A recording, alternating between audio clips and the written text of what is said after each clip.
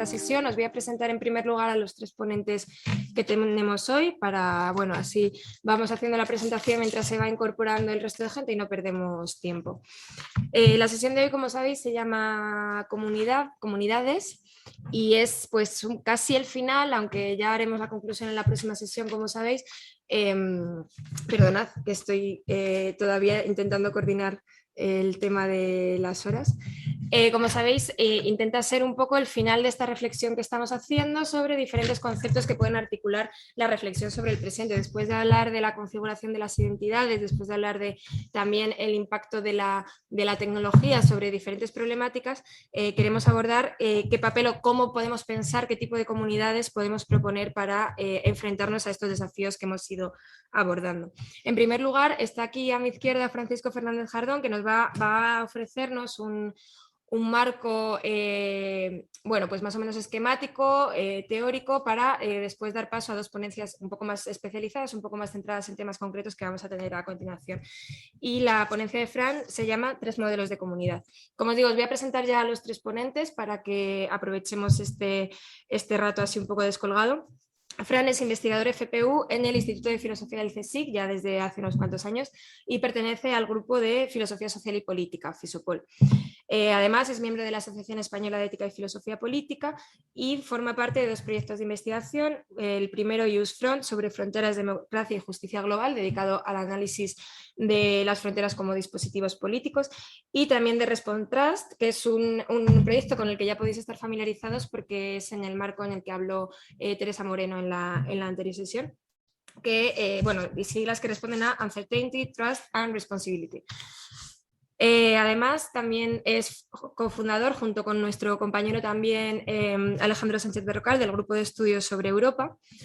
Y bueno, además de esta línea de investigación sobre Europa, que en realidad es una línea de investigación más general sobre la racionalidad de los sistemas policéntricos de gobernanza en la contemporaneidad, con especial énfasis en la Unión Europea, pero no de manera exclusiva, él también trabaja sobre la ciudadanía, en concreto ciudadanía como vector de pertenencia en los sistemas políticos contemporáneos, y en el marco de este proyecto que os acabo de mencionar también sobre las fronteras como dispositivos de ordenación política. No lo he dicho, pero es graduado en filosofía y tiene dos másteres, uno en filosofía, otro en derecho constitucional, porque además también está casi a punto ya de graduarse en derecho. No, claro. Y bueno, pues como os decía, nos va a hablar sobre tres conceptos de comunidad. Jesús Miguel Marcos, que ahora le veréis quienes estéis conectados cuando le dé paso. Jesús Miguel Marcos Decano nos va a hablar, como os decía, de un tema más específico, más concreto, que es, bueno, el título que nos ha propuesto es La vida de los otros, intersubjetividad en perspectiva fenomenológica. Él es experto en fenomenología y como tal, pues va a abordar el tema de la comunidad desde este marco. Él es muy reciente doctor en filosofía desde abril por la Universidad Pontificia de Comillas y hasta entonces era también compañero nuestro en el Instituto de Filosofía, en concreto en el grupo de estudios sobre fenomenología. Sus intereses de investigación parten de la obra de Edmund Husserl, alrededor del cual pues, ha escrito artículos especializados, impartido diferentes cursos, etc. Y también ha trabajado sobre la deriva o las influencias de la fenomenología posterior a Husserl en Francia, en concreto sobre la obra de Michel Henry. Ha hecho estancias de investigación en Lovaina y en Friburgo y actualmente es investigador invitado en el Archivo Husserl de la Universidad de Colonia. Y por último, Jordi Jiménez Guirao, que está conectado online, que nos va a hablar en este caso a través de Zoom. Es graduado en Filosofía por la Universidad Autónoma de Barcelona, máster en Filosofía Política por la Universidad Pompeu Fabra y también máster en Political and Legal Theory por la Universidad de Warwick. Es doctorando en la UNED y también pues compañero nuestro FPU en el Instituto de Filosofía, en el grupo, compartiendo grupo con Fran en FISOPOL, en el grupo de Filosofía Social y Política. Sus intereses de investigación se centran en la filosofía española y catalana del periodo de entreguerras y del exilio, y su tesis está dedicada a Jaume, creo que lo estoy pronunciando bien, Jaume Serra Hunter y la Escuela de Barcelona. Además, él tiene una línea bastante desarrollada en divulgación en filosofía, ha presidido la sección de filosofía del Ateneu de Barcelona y actualmente es miembro de su junta directiva. Bueno, por aquí ya nos ha llegado más gente presencialmente, creo que también se está conectando más gente. Y nada, si os parece, ya cuando terminemos podemos hacer unas palabras de clausura. ¿Quién quiere intervenir? Si quieres intervenir, Margarita. Se me ha olvidado decir que muchas gracias a Margarita y a Metalibrería como todos los días por acogernos, al Instituto de Filosofía y a nuestra directora del curso, Concha Roldán, que hoy está aquí presencialmente.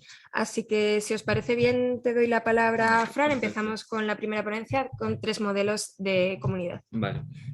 Bueno, en primer lugar, muchas gracias al CIGI por la invitación y en particular a sus coordinadores durante este curso, Belén, José Manuel y Víctor, y luego también muchas gracias a Metalibrería por brindarnos este espacio. Yo he preparado una ponencia que quizás sea un poco larga y voy a intentar hacerla en unos 20 minutos más o menos. Mi intención es hacer una especie de panorámica rápida respecto a la problemática de la comunidad, entendiendo que esta es una problemática típicamente moderna, en el sentido en el que voy a explicar, en el que, bueno, voy a detenerme, ¿no? Entonces, mi idea es articular en 2 momentos la ponencia, por tanto, una que plantea dicha problemática y otra que plantea 3 modelos respecto a dicha problemática, sobre cómo no solo la filosofía, sino también la práctica política o la filosofía implementada, ¿no?, en la historia moderna se ha enfrentado a esta problemática. 3 modelos, por tanto, que son como 3 modelos puros y que, por tanto, bueno, pues en la realidad naturalmente es mucho más compleja. En este sentido, de cara a la sesión práctica, mi intención será, digamos, aterrizar la abstracción que planteo hoy aquí y llevarla al debate del nacionalismo como debate de las ciencias sociales y en particular en el texto de Eric Hobsbawm, bueno, para plantear esta cuestión pero en relación a procesos sociales concretos, ¿no? Bueno, el punto de partida, como digo, es plantear la problemática de la comunidad o lo que yo entiendo que es la problemática de la comunidad. Y esta problemática, como digo, es una problemática que tiene un contexto histórico de surgimiento, a mi modo de ver, en la modernidad, ¿no? En este sentido, no es más que una modulación de la diferencia, o se puede enmarcar dentro de esa diferencia que la filosofía política ha reconocido entre la política antigua y la política moderna, ¿no?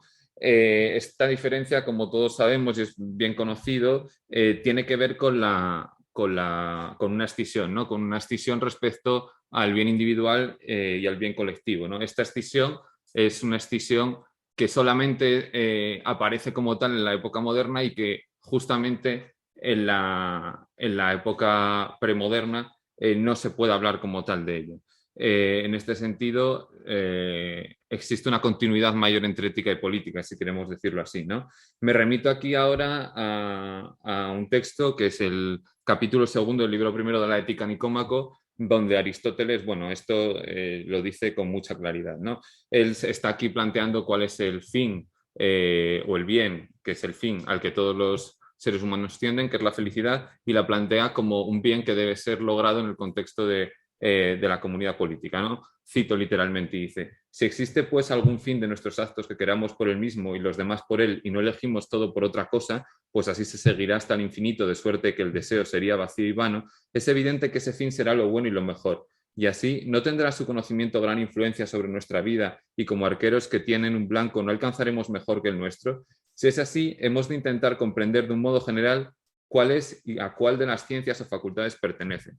Parecería que ha de ser el de la más principal y eminentemente directiva, tal es manifiestamente la política. Y entonces aquí Aristóteles aterriza el significado de la política como algo que no puede ser desligado de la aspiración al bien humano, en el cual el individual y el colectivo no son cosas absolutamente distintas, ¿no? Dice: en efecto, ella es la que establece qué ciencias son necesarias en las ciudades y cuáles ha de aprender cada uno y hasta qué punto. Vemos además que las facultades más estimadas le están subordinadas, como la estrategia, la economía, la retórica.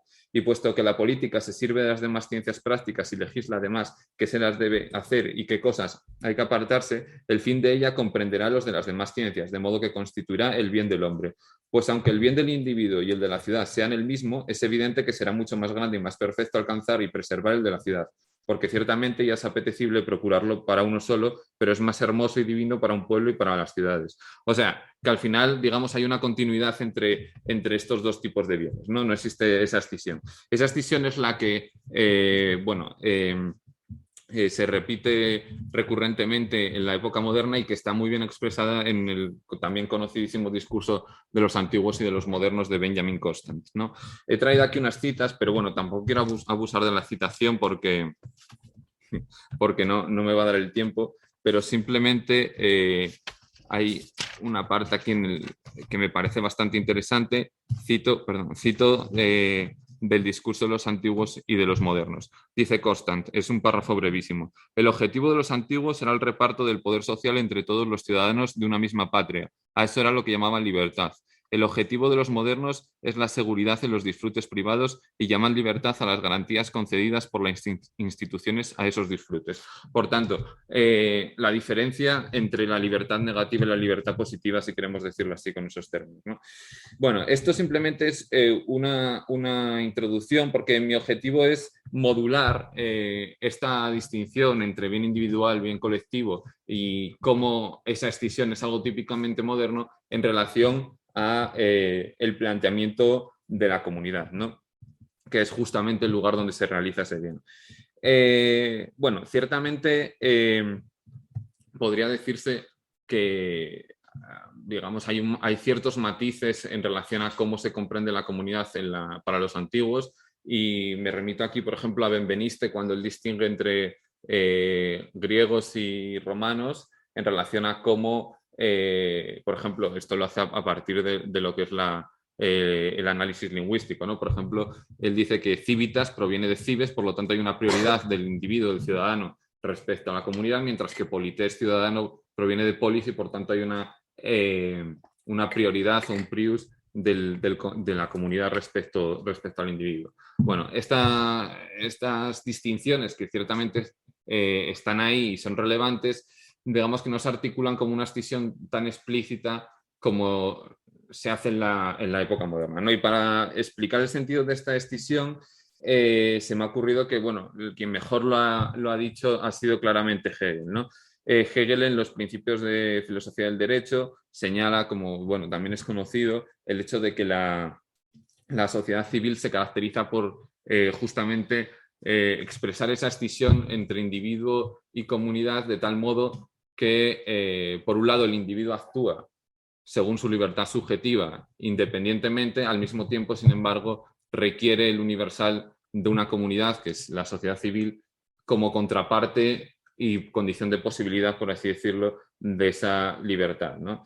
En este sentido existe una escisión, así lo dice Hegel en algún fragmento, y de ahí tomo la expresión, una escisión entre individuo y comunidad, que hace problemática la comunidad justamente porque el orden de continuidad que observábamos en Aristóteles en este punto se encuentra roto, ¿no? Cito literalmente la observación del parágrafo 182 de los principios de filosofía del derecho, donde dice lo siguiente: en la sociedad civil cada uno es fin para sí mismo y todos los demás no son nada para él, pero sin relación con los demás no puede alcanzar sus fines. Los otros son, por lo tanto, medios para el fin de un individuo particular, pero el fin particular se da en la relación con otros, la forma de la universalidad, y se satisface al satisfacer al mismo tiempo el bienestar de los demás. Esto, que puede sonar un poco abstracto, lo entiende Hegel muy particularmente en relación al pago de impuestos en el contexto de la sociedad civil, porque dice, desde el punto de vista individual, obviamente el pago de impuestos resulta, por decirlo en términos, ya no es un daño, ¿no?, para el individuo. Sin embargo, el individuo, para ser tal individuo, precisa el pago de impuestos como garantía de esa universalidad desde la que puede ser individuo, ¿no? En este sentido, se da una relación hasta cierto punto paradójica que la sintetiza Hegel en la siguiente frase del parágrafo 184. Promoviendo mi fin, promuevo lo universal, que promueva a su vez mi propio fin, ¿no? Entonces, Hegel esta escisión claramente la soluciona a través del Estado, porque el Estado él mismo reconoce que en su origen histórico es anterior incluso a la sociedad civil, pero justamente en el contexto del surgimiento de la sociedad civil tiene esa función de cierre, ¿no?, respecto a esa escisión que se materializa en ella, en la sociedad civil. En este sentido, hay un cito de memoria, un parágrafo en el que dice lo que está unido en la familia por el vínculo, los vínculos de amor, de los afectos, y que queda separado en la sociedad civil, queda reconciliado en el Estado, pero ya no en la inmediatez del afecto, sino a través de las mediaciones propias del Estado, ¿no? En la Enciclopedia de las Ciencias Filosóficas dice literalmente, bueno, esto que he dicho yo, ¿no? En el parágrafo 535 dice: el Estado es la sustancia ética autoconsciente, es la unión de los principios de la familia y de la sociedad civil. Su esencia es aquella misma unidad que en la familia es como sentimiento amoroso, pero que ahora recibe al mismo tiempo la forma de la universalidad consciente mediante el segundo principio del querer, que sabe y actúa desde sí. Esta universalidad consciente, igual que las determinaciones suyas que se desarrollan en el saber, tiene a la subjetividad cognoscente como contenido y fin absoluto, es decir, quiere para sí eso, que es lo racional. Bueno, entonces, por tanto, el planteamiento de esa escisión entre modernidad, premodernidad, en la relación individuo-comunidad es esa, ¿no? La de que ese orden de continuidad queda roto, ¿no? Entonces, eso, digamos, es como la problemática de la comunidad en la época moderna, una problemática que se hace explícita justamente en este sentido.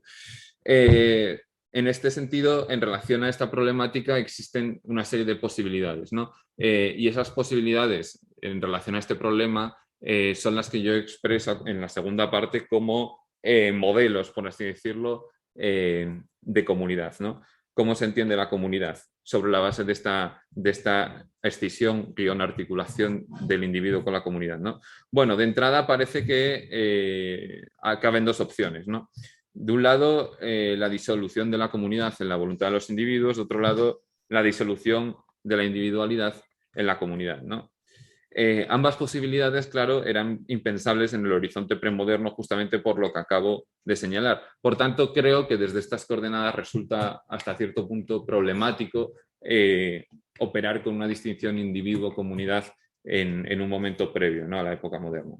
Bueno, en relación a estos modelos, de los cuales he señalado dos, me falta el tercero, me he permitido nombrarlos porque obviamente estoy haciendo una panorámica en la cual estoy pensando, están implicados bastantes autores que han expresado estas problemáticas como respuestas, y simplemente los planteo de una forma relativamente sistemática en el siguiente sentido. Sería, por un lado, la unión de voluntades como posibilidad respecto a lo que es la comunidad.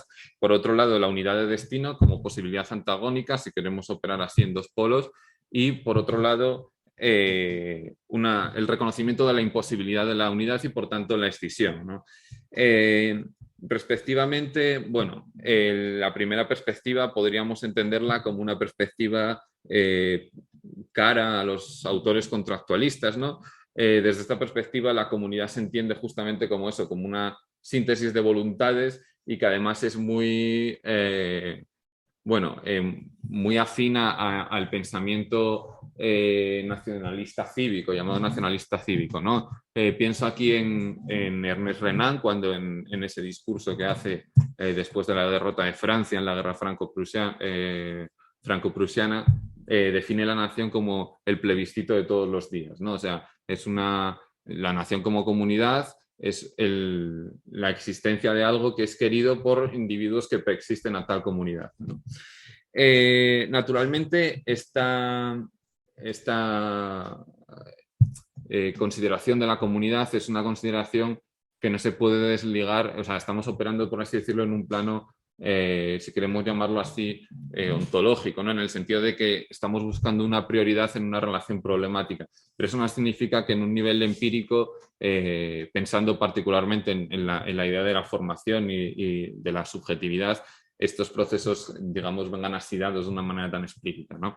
O sea, estoy pensando, por ejemplo, si pensamos en Kant, Kant en la doctrina del derecho parece reconocer, cuando utiliza como idea regulativa el contrato, una prioridad, ¿no?, de los individuos que se reúnen en el sentido pactista, aunque él obviamente no lo considera como una realidad histórica, pero al mismo tiempo, si por ejemplo acudimos a la tercera parte de la religión dentro de los límites de la mera razón, ahí se puede extraer una lectura política en donde la comunidad aparece como un orden colectivo desde el que el individuo, digamos, va formándose en ese contexto como desde una perspectiva ética, pero bueno, es ampliable, ¿no?, en un sentido político. Entonces, naturalmente esto no significa que el individuo exista en un sentido respecto a su propia constitución subjetiva, pero sí respecto a un orden de legitimidad de la unidad, ¿no?, de la colectividad. Claro, la perspectiva contraria a lo que llama de unidad de destino, en un sentido un poco rimbombante y que a todas nuestras reminiscencias, es aquella que considera que existe una preeminencia en términos ontológicos de la comunidad respecto a los individuos, ¿no? Esta es justamente una reacción al planteamiento de Renan hasta cierto punto, y siempre reconociendo que estos planteamientos, como el del propio Renan, son planteamientos bueno, que están totalmente en este tal y como yo los estoy expresando, hasta cierto punto descontextualizados. Es decir, que del planteamiento abstracto de estas bipolaridades a la realidad, digamos, del funcionamiento de los discursos nacionales concretos, pues hay mucha distancia, ¿no? O sea, Renan es una persona que formula esa definición de nación a la que ya me he referido, y al mismo tiempo también plantea una naturalización respecto a las razas y justificaciones del imperialismo francés, ¿no? O sea, en planteamientos que, digamos, otorgan una misión de destino a la comunidad francesa, ¿no? Pero bueno, más allá de esas realizaciones históricas a las que me referiré más en la sesión práctica, un segundo paradigma o modelo en términos abstractos es el que se plantea justamente desde la perspectiva de la unidad de destino como prioridad de la comunidad sobre los individuos, ¿no?, en un sentido, como decía, ontológico. Quizás uno de los surgimientos, más allá del romanticismo, etcétera, pero uno de los autores que más plantea, ¿no?, esta perspectiva, y desde una perspectiva que para nada es de entrada bueno, que tenga unas tendencias marcadamente fascistas o algo así, que es a lo que lleva, ¿no? Es Ferdinand Tonis, ¿no?, en su famosa obra, ¿no? Individuo y comunidad se llamaba, ¿no? Allí, bueno, pues plantea justamente desde una perspectiva estrictamente sociológica, frente a los procesos de desintegración de las comunidades operadas por los procesos de industrialización y de desarrollo del capitalismo, etcétera, pues un retorno, una suerte de recuperación de la idea de comunidad como previa o como contexto en el cual los individuos existen y por tanto no puede ser subordinada a un acuerdo de voluntades, ¿no?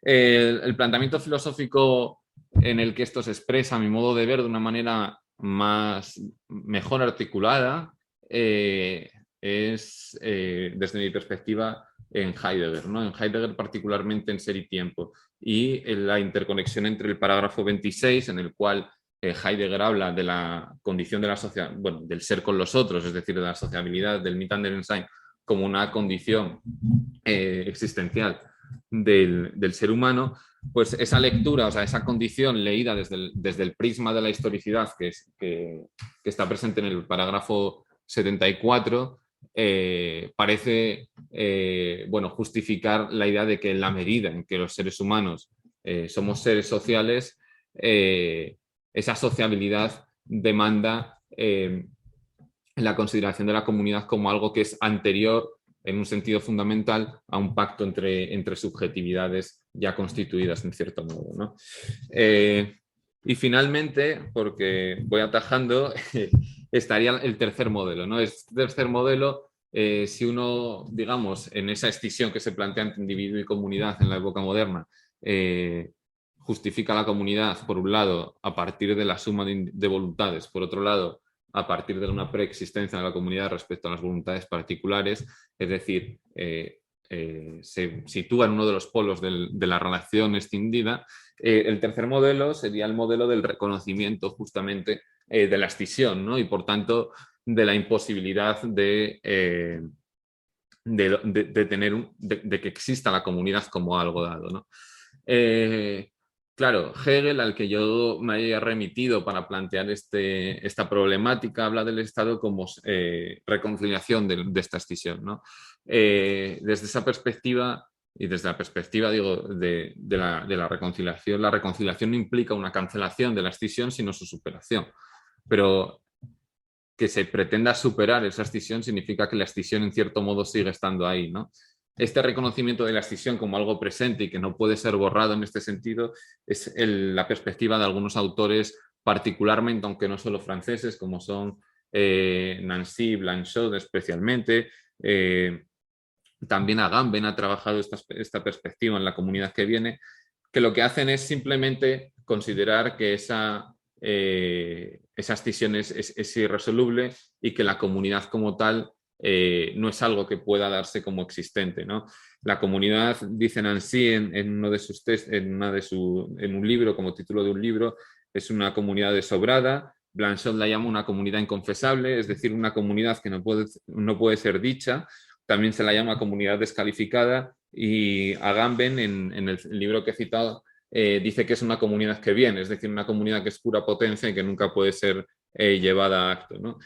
Esta perspectiva, por tanto, es la perspectiva del reconocimiento de la escisión como algo constitutivo de la sociabilidad moderna y que en este sentido no puede ser resuelta, ¿no?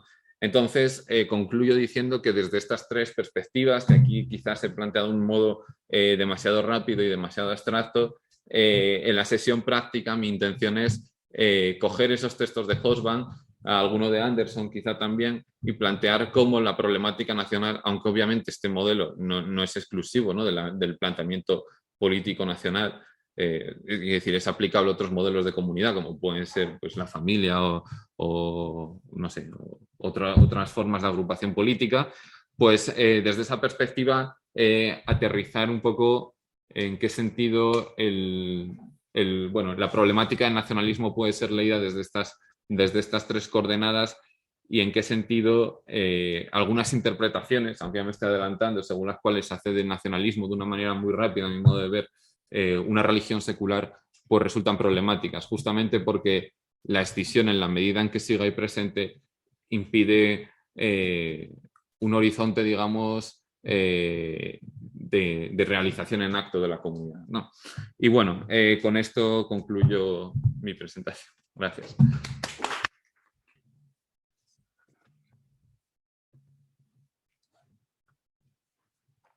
Vale, pues como os decía antes, vamos a pasar a la segunda ponencia. Muchas gracias, Fran, también además de por la excelentísima presentación, por ajustarte al tiempo. Y ahora le voy a dar la palabra a Jesús Miguel Marcos, que nos va a hablar, pues, sobre la perspectiva fenomenológica. Os recuerdo el título: La vida de los otros, intersubjetividad en perspectiva fenomenológica. Vale. Bueno, gracias, Belén, y gracias también a José Manuel y Víctor, los coordinadores de este curso, también al Instituto de Filosofía, Concha Roldán, también directora del curso, y en especial al grupo de Fenomenología, Agustín Serrano de Haro y Graciela Feinstein, con los que he trabajado en los últimos 4 años. También agradecer a todos los participantes que han pasado por el curso en las anteriores sesiones.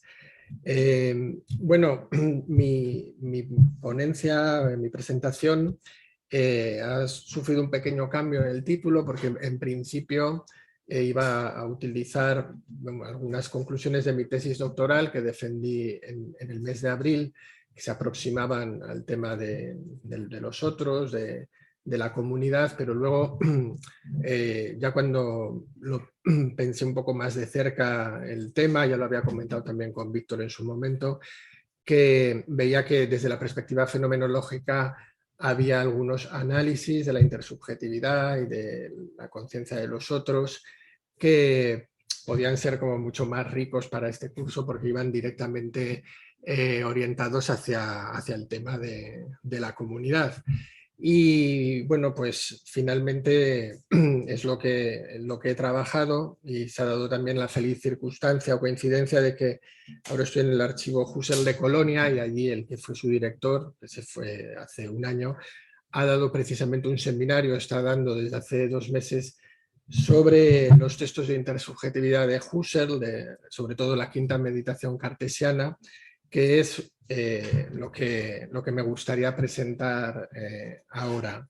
Y en relación a la sesión práctica, pues la idea es un poco hoy traer la teoría, la teoría de la intersubjetividad fenomenológica desde Husserl, y la sesión práctica enviaremos un artículo en el que un investigador americano hace una aplicación de esta teoría al tema de la interculturalidad. Entonces, pues mi idea será presentar este artículo muy brevemente el próximo día para que lo podamos discutir en base a pues, lo que pueda exponer hoy y la lectura de los materiales.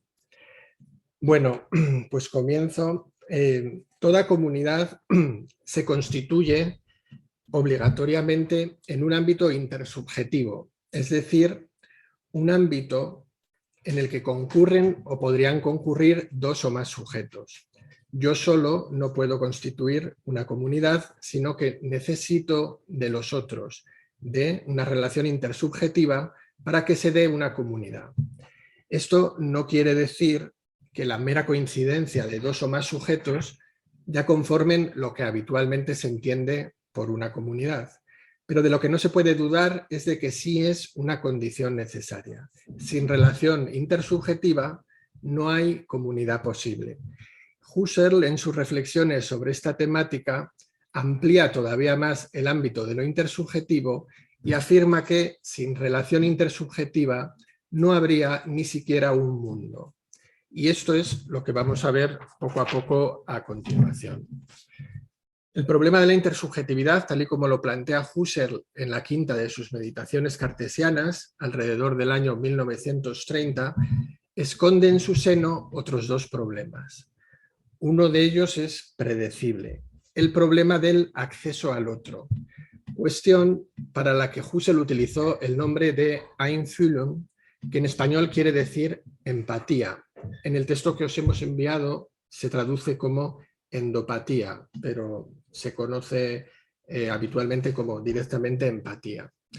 Cuando Husserl o Edith Stein, que dedicó su tesis doctoral a este tema, hablan de empatía, se refieren no tanto a lo que nosotros hoy en día en el castellano cotidiano entendemos por empatía, el identificarnos con alguien, sino al problema más básico de cómo accedemos a las vivencias de los otros. Es decir, cómo es posible que nos demos cuenta de lo que está viviendo otra persona.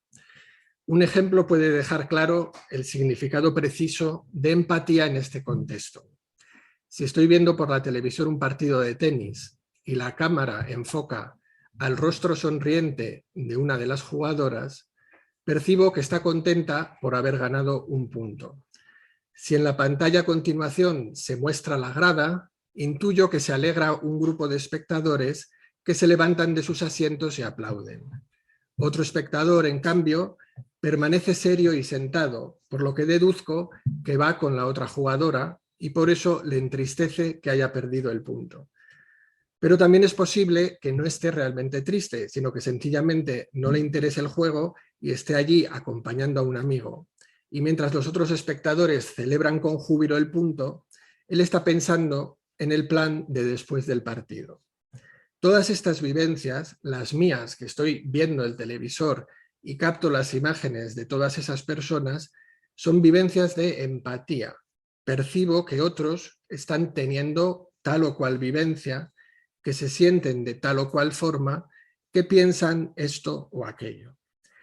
Ese sería el primer problema de la intersubjetividad. ¿Cómo es posible que perciba lo que viven otros? ¿Cómo y en qué sentido y bajo qué condiciones accedo a sus vivencias? El segundo problema que anida en la pregunta por la intersubjetividad se refiere a la constitución de un mundo objetivo. La dimensión intersubjetiva es el punto arquimédico desde el que se funda la aparición para mi propia subjetividad de un mundo objetivo, es decir, un mundo que está ahí para mí y para cualquiera, aunque los otros estén o no estén presentes. De no haber otros, no habría un mundo como el que habitualmente vemos, habitamos, experimentamos, etc. Los dos problemas señalados, acceso al otro y constitución del ser objetivo, del mundo objetivo, están amenazados por un problema más general y más bien una objeción que le sale al paso a la investigación fenomenológica, el solipsismo. Como es conocido, La fenomenología, en su versión trascendental, se vale del método de la reducción fenomenológica para asegurar nuestro conocimiento. En coincidencia con Descartes, Husserl esgrime que como no podemos estar plenamente seguros del conocimiento de las cosas que se nos presentan, la única alternativa que nos queda es intentar dudar de que las conocemos tal y como se nos presentan. Y en la duda inmediatamente aparece la certeza de lo indudable, la vivencia de esas cosas. Puedo dudar de que las cosas sean de tal o cual manera, incluso de que existan tal y como se presentan ante mi conciencia, pero de lo que no puedo dudar es de mi vivencia de esas cosas, de mi conciencia de las cosas.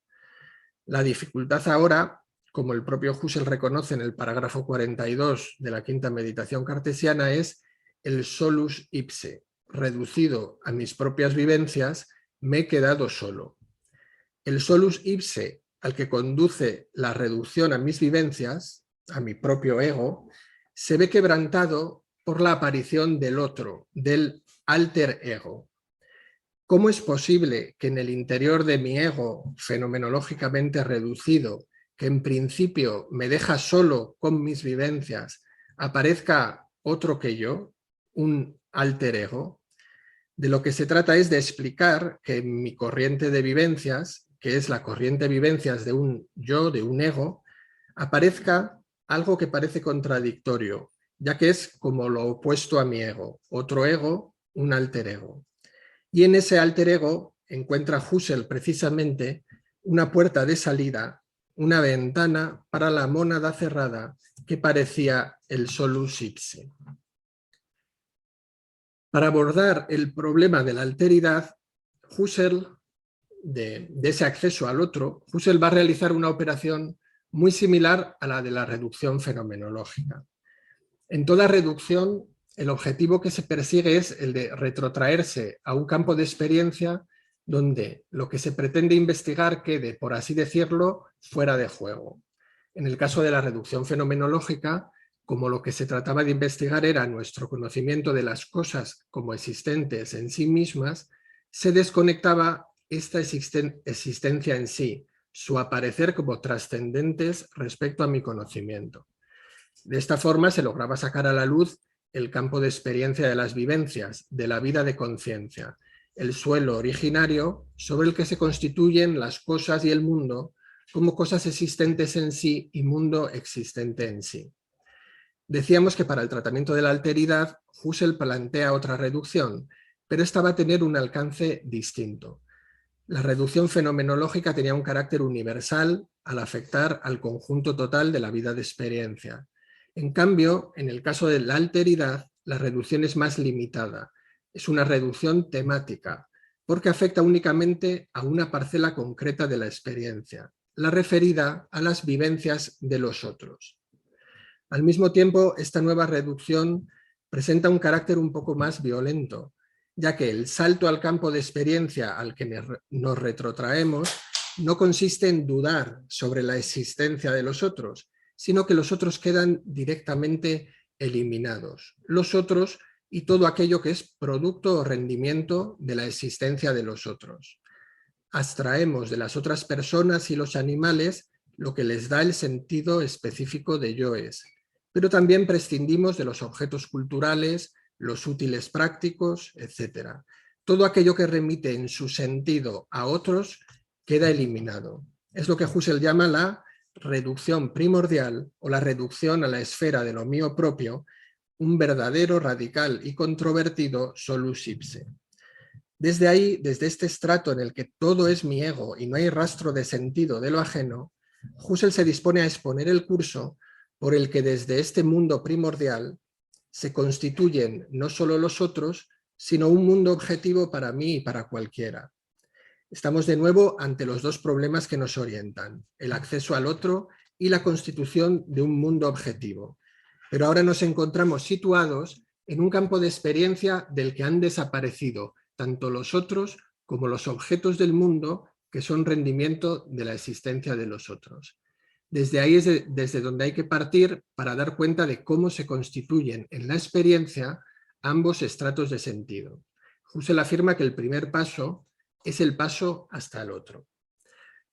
Antes de iniciar el análisis, es necesario llamar la atención sobre una cuestión terminológica. En alemán existen dos conceptos distintos para designar al cuerpo humano. Uno es Leib, término que identifica el cuerpo como cuerpo vivido, es decir, el cuerpo como vivido en primera persona, mi cuerpo como siendo experimentado o encarnado, podríamos decir como vivido desde dentro.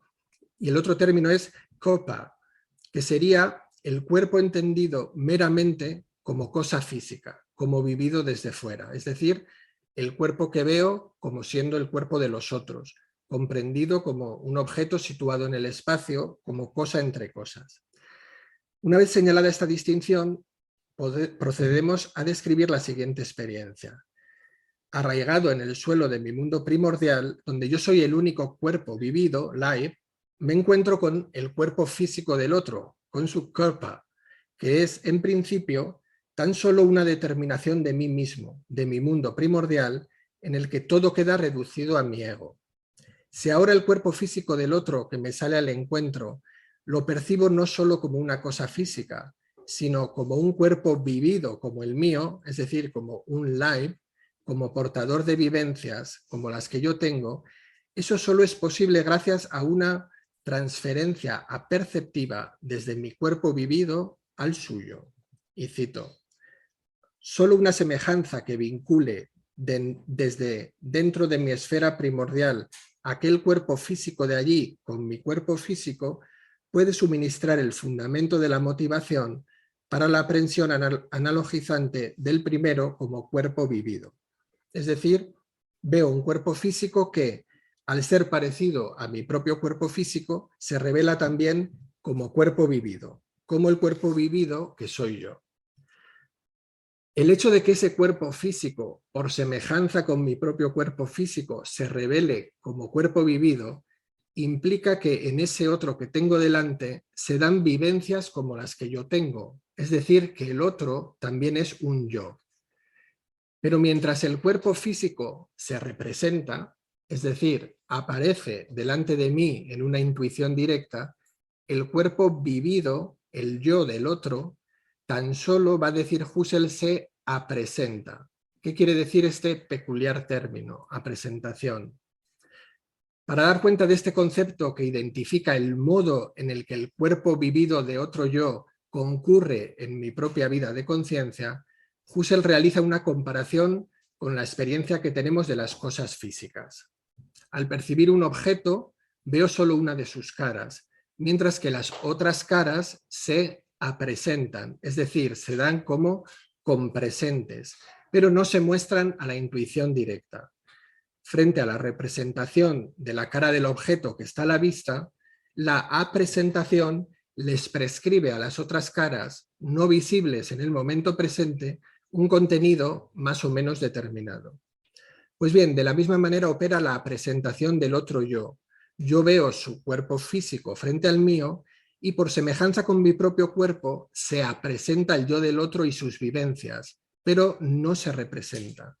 Como ocurría con las caras no vistas de la cosa física, el yo no me aparece dado en una intuición directa e identificable, pero de algún modo aparece. Cuento con él, se me ofrece. De esta forma, las vivencias del otro aparecen del mismo modo en que se me dan las caras posteriores de una cosa, de una manera mediata. Se me da una cosa, la cara vista de una cosa, el cuerpo físico del otro, que apunta a otra, las caras posteriores de la cosa o su cuerpo vivido. Pero aquí hay una diferencia a tener muy en cuenta y que el propio Husserl enfatiza, diferencia que revela una de las características fundamentales y más singulares de la experiencia del otro, de tal modo que esta vivencia se convierte en algo absolutamente excepcional en la vida de conciencia. Mientras en la experiencia de las cosas físicas los lados posteriores no están percibidos originalmente, pero pueden en cualquier momento pasar a estarlo, con solo algunos movimientos de mi cuerpo puedo dar la vuelta al objeto y verlos, en el caso de la presentación de las vivencias ajenas, estas son absolutamente inaccesibles en su manifestación original. Puedo percibir las vivencias de otro, pero nunca acceder a ellas originaliter. No puedo comprobarlas auténticamente, vivirlas en mi esfera primordial como propias. Yo puedo ver lo que siente el otro, pero nunca podré sentir original, auténticamente, lo que siente el otro. Para este tipo de vivencias en que el objeto no se me da originalmente en persona, sino en una peculiar modificación intencional, Husserl utiliza el nombre de presentificaciones. Presentificaciones son también los recuerdos, las fantasías o las imágenes. En el recuerdo vivo algo, pero ese algo no está ahí en persona, realmente, sino que está vivido como pasado. Lo mismo ocurre en una expectativa futura o en una foto, donde lo que se me ofrece a la conciencia es un representante del objeto original. En el caso de la empatía, se presentifican de una manera similar, según Husserl, las vivencias de los otros. Tengo experiencia de ellas, por ejemplo, tengo experiencia de la alegría de la jugadora de tenis, pero no vivo la alegría que vive la tenista. No me introduzco, podríamos decir, dentro de su piel, sino que siento, percibo, intuyo que ella está alegre, lo que no impide, claro está, que yo también me alegre. Y ahora vamos a dar dos últimos pasos para indicar qué operaciones están a la base de ese acceso al otro por semejanza. Ya hemos señalado que la empatía tiene su génesis en la aparición de un cuerpo físico similar al mío que recibe por transferencia perceptiva la condición no solo de cuerpo físico, sino también de cuerpo vivido. Este reconocimiento del otro como semejante tiene a su base dos vías: la representación del como si yo estuviera allí y la parificación.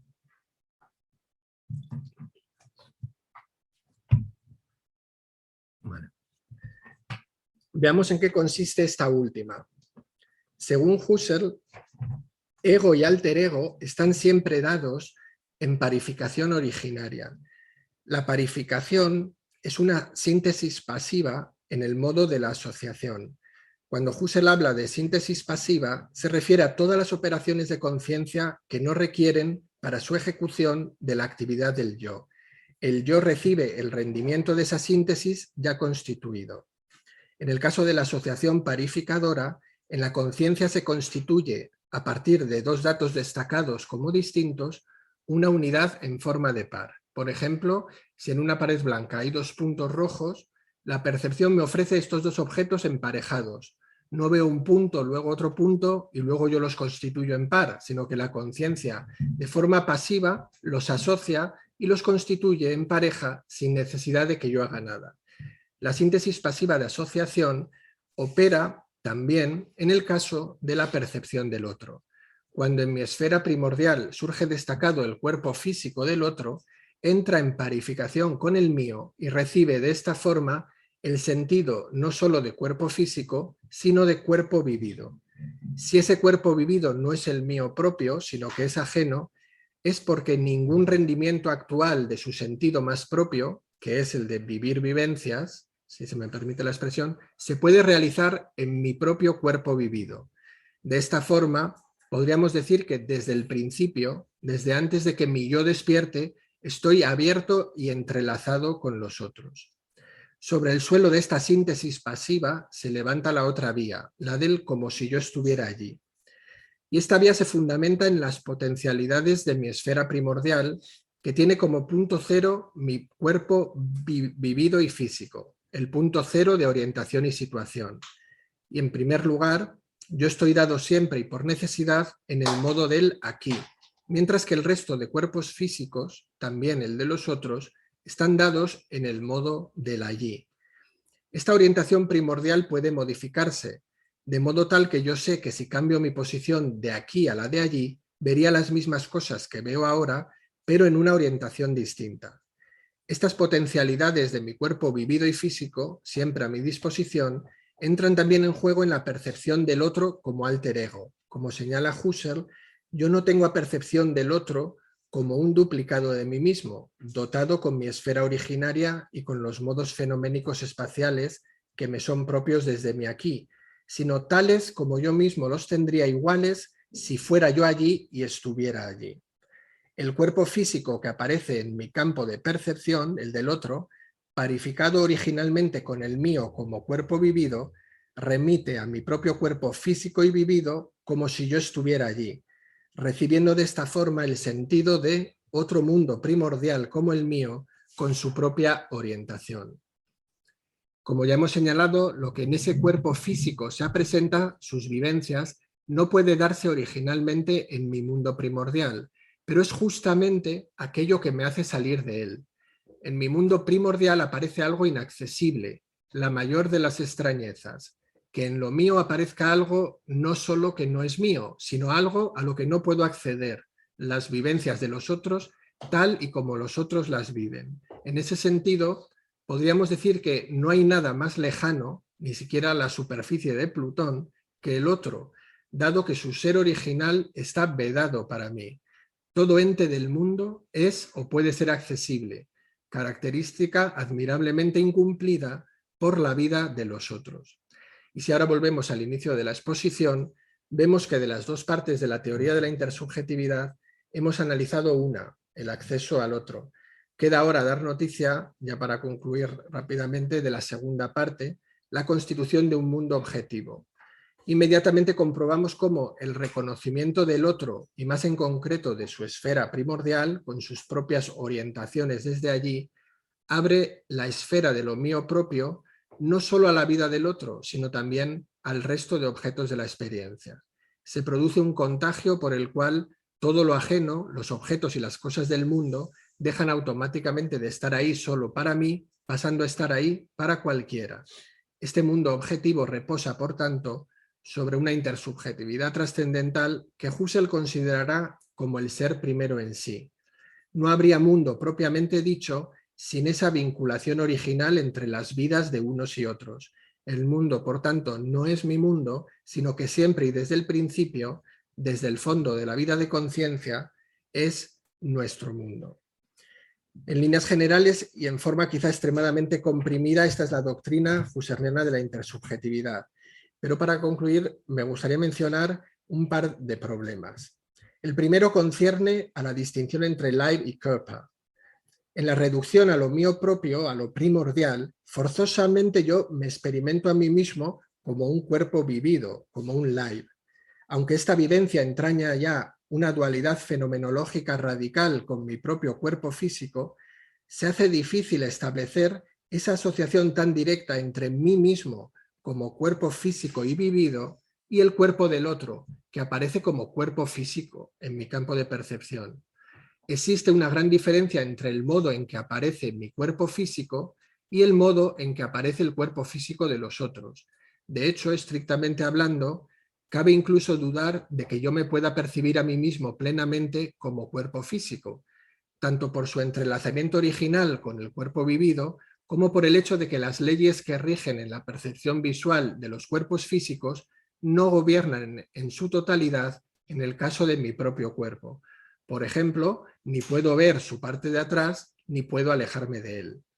Esto nos hace ver que la dimensión originaria de mí mismo, fundada en esta dualidad fenomenológica entre cuerpo físico y cuerpo vivido, se ancla en una autoconciencia primaria y radical de mi presente vivo, un sentirme a mí mismo previo a cualquier objetivación u operación intelectual. Desde ahí sorprende la ausencia del sentir, de lo afectivo, en la reflexión sobre la empatía en Husserl, que se orienta unilateralmente desde lo perceptivo y en concreto desde lo perceptivo visual.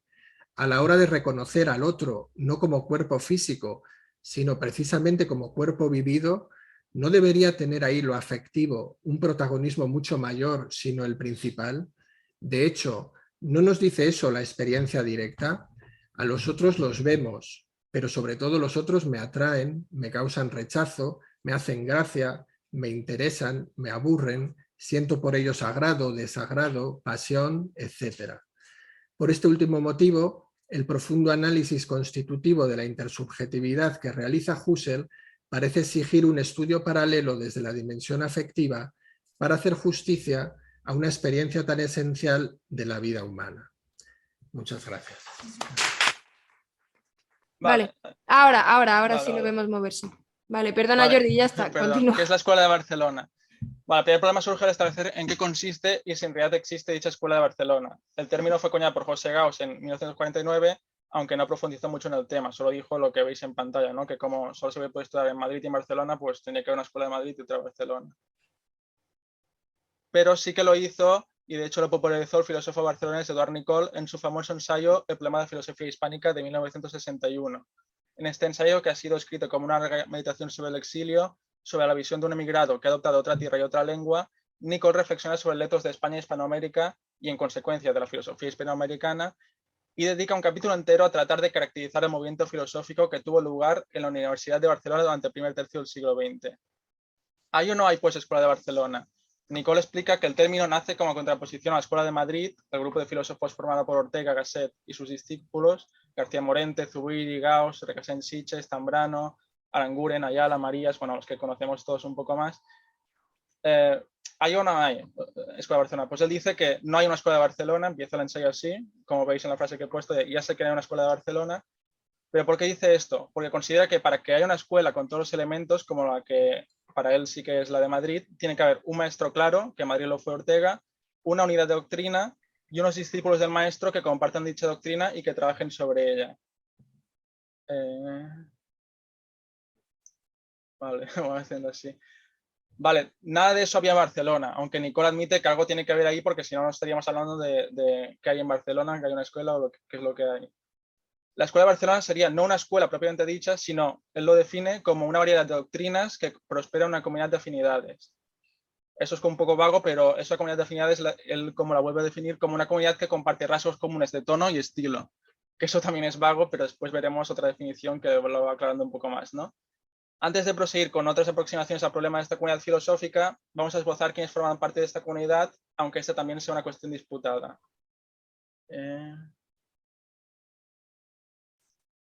Vale. Los más aventurados consideran que la Escuela de Barcelona bebe de las esencias y es un renacimiento de la filosofía catalana del medievo, principalmente de Ramon Llull.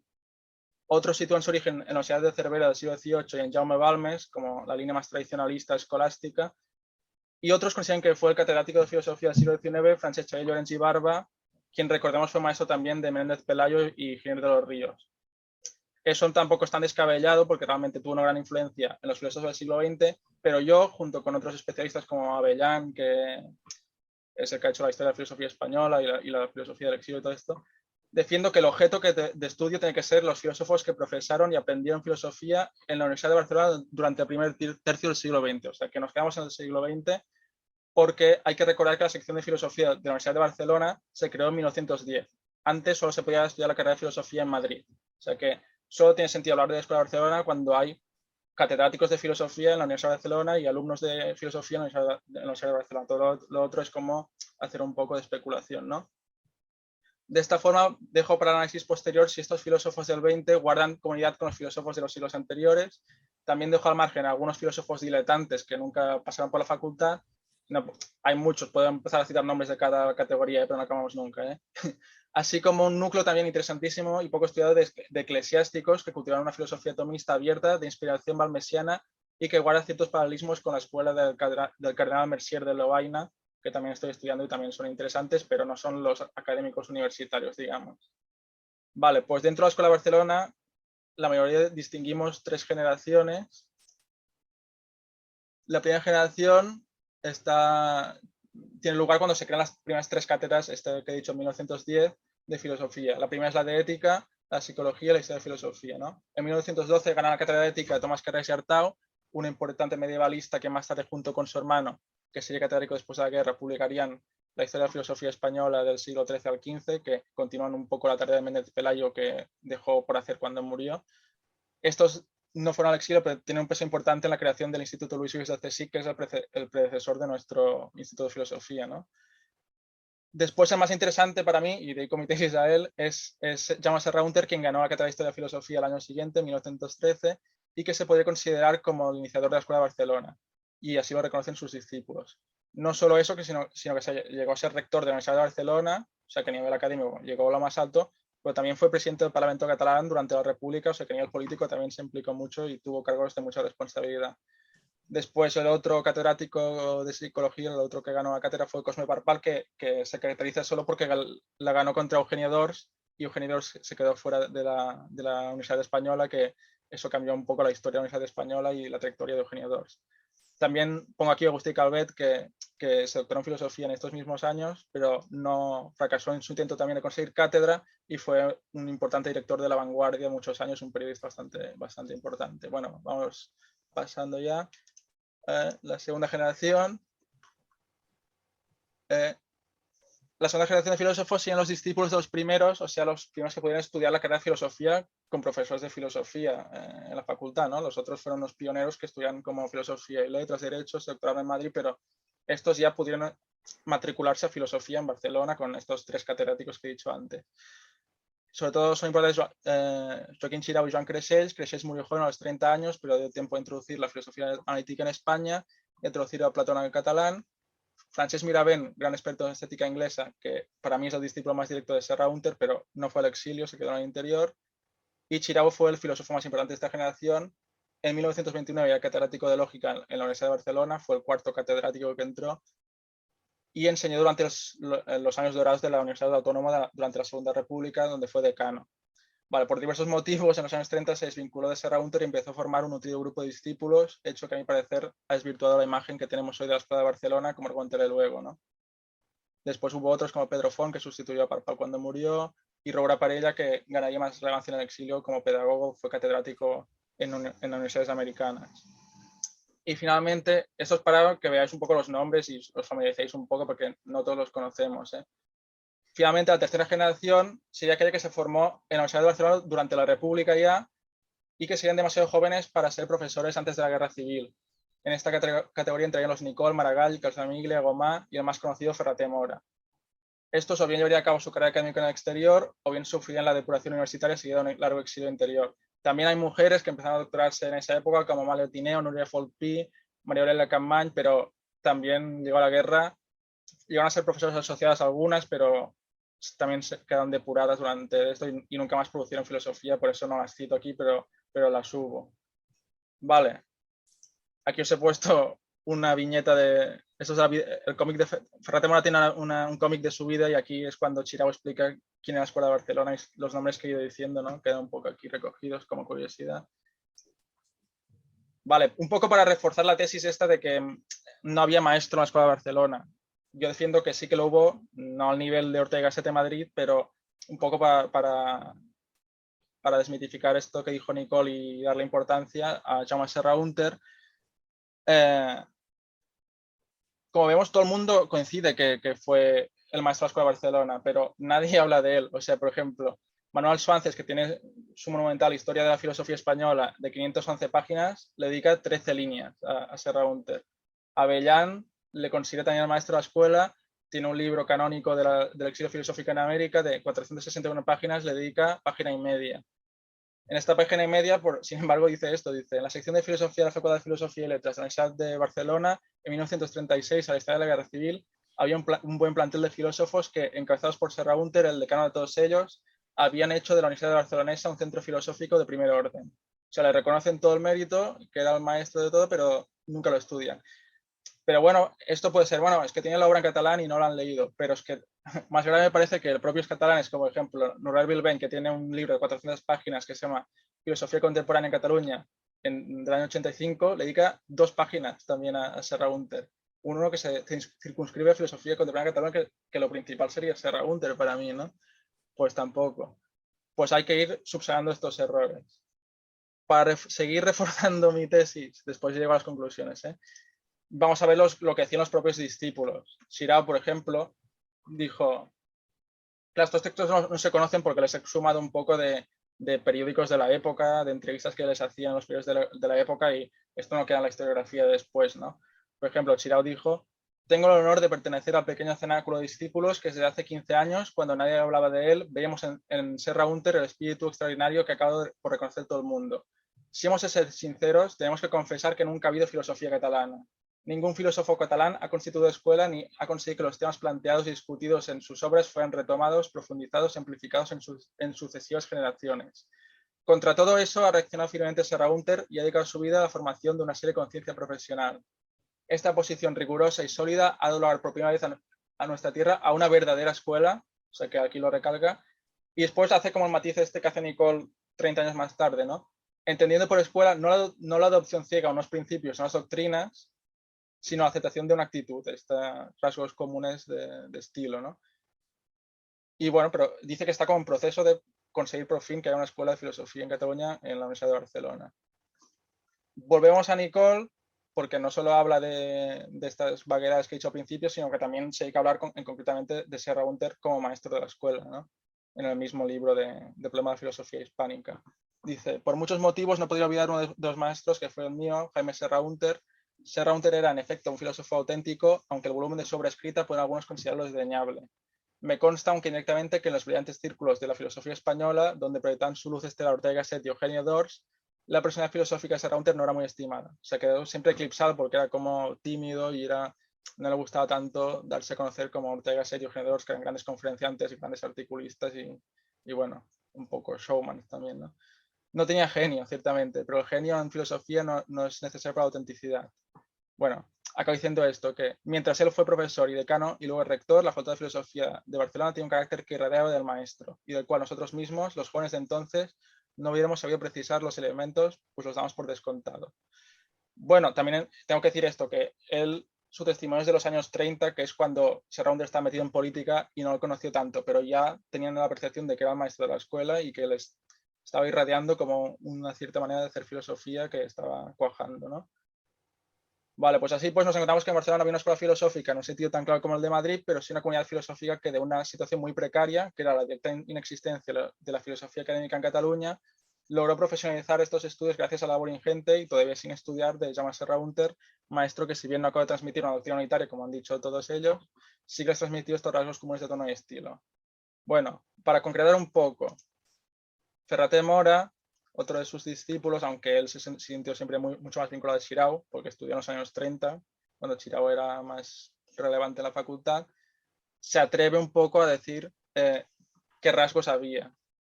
Ya no, rasgos de tono y estilo, pues él se llega como a calificarlos, cuáles eran estos rasgos, ¿no? Para él son el sentido de la realidad e igual oposición a la reducción de la filosofía a mera teoría abstracta o simple forma de vida, es decir, que la Escuela de Barcelona reúne tanto el idealismo y el tomismo en un extremo, como el empirismo, el positivismo, el relativismo, el pragmatismo, el perspectivismo en el otro. Él dice una expresión muy catalana que es una filosofía que toca de peus a terra, con los pies en el suelo, o sea que no, ni es muy idealista ni es muy empirista, siempre busca este punto medio. Oposición al verbalismo, no le gusta, es una filosofía más técnica, más, digamos, aburrida pero rigurosa, no tanto de periódicos ni de grandilocuencias, es una filosofía así más tímida, podemos decir. Cierta inclinación al sentido común. El sentido común tuvo una gran influencia porque es una filosofía escocesa que se importó en Cataluña en el siglo XIX, que es como los herederos de Hume y Adam Smith. Fueron como esos filósofos empiristas escoceses que se llama la Escuela Escocesa del Sentido Común, que llegó a Cataluña y se sentían como herederos de esta tradición y algunos se lo tomaban más a pie de la letra, otros menos, pero siempre había algo del sentido común que después se ha querido relacionar con el seny catalán, ¿no? Que es un poco lo mismo, pero bueno, ha habido también mucha literatura sobre el tema y eso también hace falta aclararlo un poco. Y por último pone desconfianza en la mera brillantez en filosofía y sentido de continuidad histórica. Eso también es relevante en la Escuela de Barcelona, que siempre tiene interés por su pasado, ¿no? Tanto en el medieval, aunque no se sientan que es una continuidad clara, sí que quieren estudiar el pasado filosófico catalán y todos estos de la Escuela de Barcelona se dedican a ello un poco, ¿no? Sigue hablando, ya no voy a entrar porque no voy a alargar mucho, sigue hablando de esto cuando lo invisten honoris causa en el 79 en la Universidad Autónoma de Barcelona, habla de esto de los parecidos de familia, esta frase típica de Wittgenstein, lo remarca otra vez para hablar de esto, pues que Ramon Llull y Xirau no tienen nada que ver, pero puedes ver que son de la misma familia. Bueno, hace como una reflexión sobre la filosofía en Cataluña. Después Serra Hunter, el mismo Serra Hunter, ¿qué opinaba de todo esto? ¿Se sentía el mismo consciente de ser maestro de una escuela? Esto es lo que tengo que investigar durante mi tesis, ¿no? Durante los textos que publicó en vida, pero es interesante, justo cuando va al exilio, que estas reflexiones afloran todavía más y tiene como artículos en el exilio, que por ejemplo uno que se llama La cultura filosófica Cataluña, perspectiva general, de la Universidad de mi tiempo, la filosofía en la Universidad de Barcelona, una interrupción de 50 años. Bueno, son 3 artículos, por ejemplo, que he recogido y él se da cuenta de que ha habido muchas discontinuidades en la filosofía en Cataluña y él siente que tiene el deber lo hice después de la derrota, de todo esto se ha ido al traste, ¿no? Pero que tenía el deber de profesionalizar la filosofía en Cataluña, darle continuidad, empezar a estudiar seriamente y constituirse como escuela, ¿no? Y fue un proyecto fallido. Vale, y ahora voy acabando ya. Las consecuencias de un olvido. O sea, lo que quiero decir que lo que acabo de hacer puede parecer una aburrida tarea de sociología, filosofía a principios del siglo XX o una exageración nostálgica de un proyecto fallido como fue la Escuela de Barcelona. No obstante, considero importante estudiar las comunidades filosóficas en las que se forman los filósofos. Especialmente si estas no son una escuela en el sentido clásico de la palabra, pues si no todo es muy fácil. ¿No? Había un maestro y los discípulos decían lo mismo. ¿No? Cuando no es tan claro es cuando es necesario estudiarlo, pues qué heredaron y qué no, y si era un maestro y si no lo era y estas cosas, ¿no? Pues que esto además es importante si estos filósofos con el exilio se desarraigan, se van por América cada uno donde puede, después se estudian ahí sin conocer dónde se formaron y cómo se formaron y cómo era el ambiente en el que se formaron, porque todos se formaron en Barcelona, en esto que os estoy explicando un poco, ¿no? O sea que es para decir un poco que no es tan aburrida mi tesis, que tiene un cierto interés, al menos historiográfico, ¿no? Y Nicole remarca también un poco eso, ¿no? El problema que tiene olvidarse de la Escuela de Barcelona. Dice, la verdad de los hechos es que algunos de nosotros, creo que la mayoría de la Escuela de Barcelona, ignorábamos a Ortega casi con la misma integral naturalidad con la que él ignoraba nuestra tradición. Esto fue un error perjudicial de ambos lados. Por mi parte, los pocos escritos que leí de Ortega cuando era estudiante despertaron ya en mi ánimo algunas aprensiones que solo llegué a precisar y a fundar muchos años después cuando reparé aquel error juvenil de omisión. Ortega, dice, siento decirlo, nunca llegó a reparar el suyo. Y lo siento porque al no dar el buen ejemplo en este punto, sus discípulos inmediatos han adoptado implícitamente su actitud y a veces no por completo de manera implícita. Si al hacer, aquí es lo importante, ¿no? Si al hacer la cuenta de la filosofía española se pone en su haber solamente la Escuela de Madrid, entendiendo por tal exclusivamente la que forman Ortega y sus 4 o 5 auténticos discípulos, es manifiesto que el volumen de lo que así queda excluido resulta demasiado considerable para que la omisión no parezca forzada, transparente de intención. Bueno, y aparte de la intención, que sea forzada o no, que no es la imagen real de lo que era la filosofía española a principios del siglo XX, ¿no? Y es el peligro que tiene olvidarse de la Escuela de Barcelona. Y eso, por eso hemos heredado también estos manuales que dicen, Escuela de Barcelona, 2 líneas, ¿sabes? Y por eso es el problema, ¿no? Hay otra frase también que me gusta de Nicole, que dice que porque en el orden del espíritu seremos pobres o ricos, que digo que igual a la Escuela de Barcelona no hay para tanto, es que no hay, al lado de la filosofía europea del tiempo y seguramente al lado de Madrid no hay para tanto, ¿no?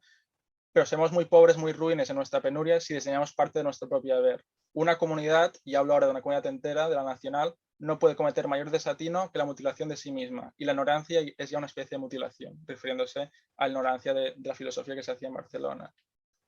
Y ya está, para cerrar, en vez de como unas conclusiones os presento un poco las líneas de trabajo para subsanar este problema del desconocimiento de la Escuela de Barcelona, ¿no?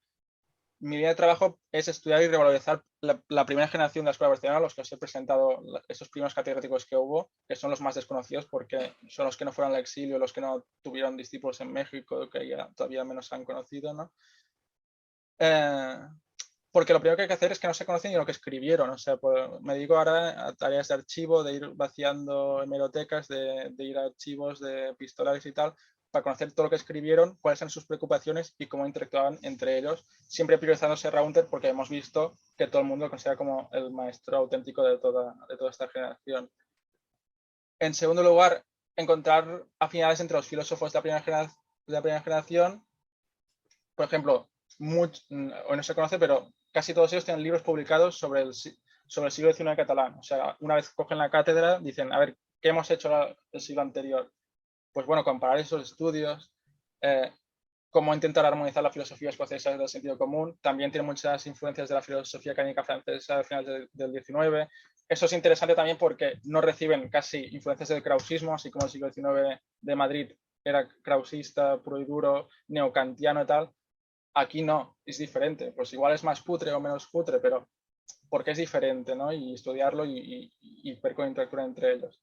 Y tercero, estudiar la transmisión. Ay, se me estoy moviendo esto. Estudiar la transmisión de estos intereses en los filósofos de la segunda generación. Por ejemplo, qué influencia recibe Chirau, aunque para mí recibe muchas influencias. Todo esto es la filosofía que hace de la axiología, de la filosofía de los valores. Esto lo aprende de Serra-Hunter, aunque después él profundice más en Scheler y en otros filósofos, en Husserl, que Serra-Hunter no aprende porque está metido en política ya, pero el primer Chirau es como un producto de Serra Hunter, lo quiero sonar, ¿no? Miraben, que también después en el franquismo se quedó aquí y no pudo tampoco reivindicar mucho Serra Hunter, pero también es el más claro discípulo. Bueno, que cómo hubo esta transmisión, ¿no? Y ya está, mi hipótesis es esta, que creo que la Escuela de Barcelona es más relevante y más sólida de lo que se cree, y que iba para proyecto de ser una escuela más sólida casi al nivel de la de Madrid, pero que se vio truncada por 3 motivos. Ya lo he dicho un poco durante mi intervención. La entrada de Serra Hunter en política en los años 30, lo que diluyó su influencia en la tercera generación. Estos filósofos más célebres, que fueron Nicols, Ferrater Mora, lo veían como un filósofo que pasaba de vez en cuando por la facultad, hacía su clase y se iba al Parlamento, y ya no conocía la fenomenología de la época, y lo veían como anticuado, y están como todos fascinados por Chirau, ¿no? Eso como rompió un poco la línea de continuidad de la Escuela de Barcelona de esta primera generación.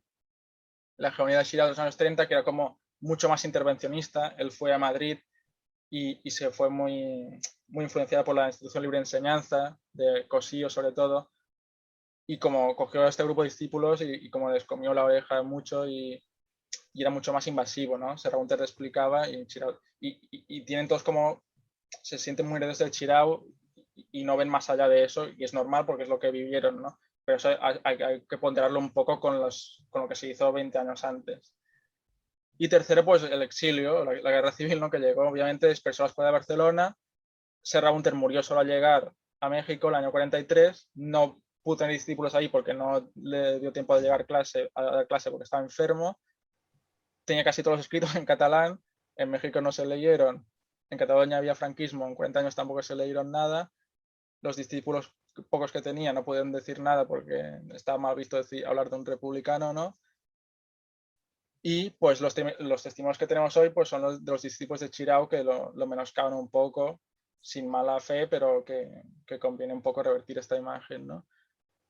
Y eso es un poco mi trabajo, y espero que no os haya aburrido mucho, y ya está. Bueno, voy a hacer una pregunta para Jordi, que a lo mejor no es exactamente la presentación que ha hecho, pero me he quedado con una intriga, y es cuáles serían los puntos en común entre el seny, ¿no? En catalán, y el common sense, la escuela esta escocesa, si es que hay puntos en común.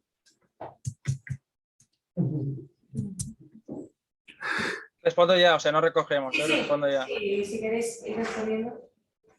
Es que esto es un problema, porque esto del common sense no es el... A ver, ¿y qué es el seny también? Es muy difícil de decir, ¿no? Siempre se banaliza y se dice que es como... No te metas en líos, el seny, ¿no? Es un poco esta mentalidad catalana de... No te metas en líos y ve haciendo tu vida tranquilamente, ¿no? Y para mí, bueno, Ferrater Mora tiene un libro que se llama Las formas de vida catalana, y considera que el seny es una de las 4 formas de vida catalana. Pero claro, esto compararlo con el sentido común escocés, que es más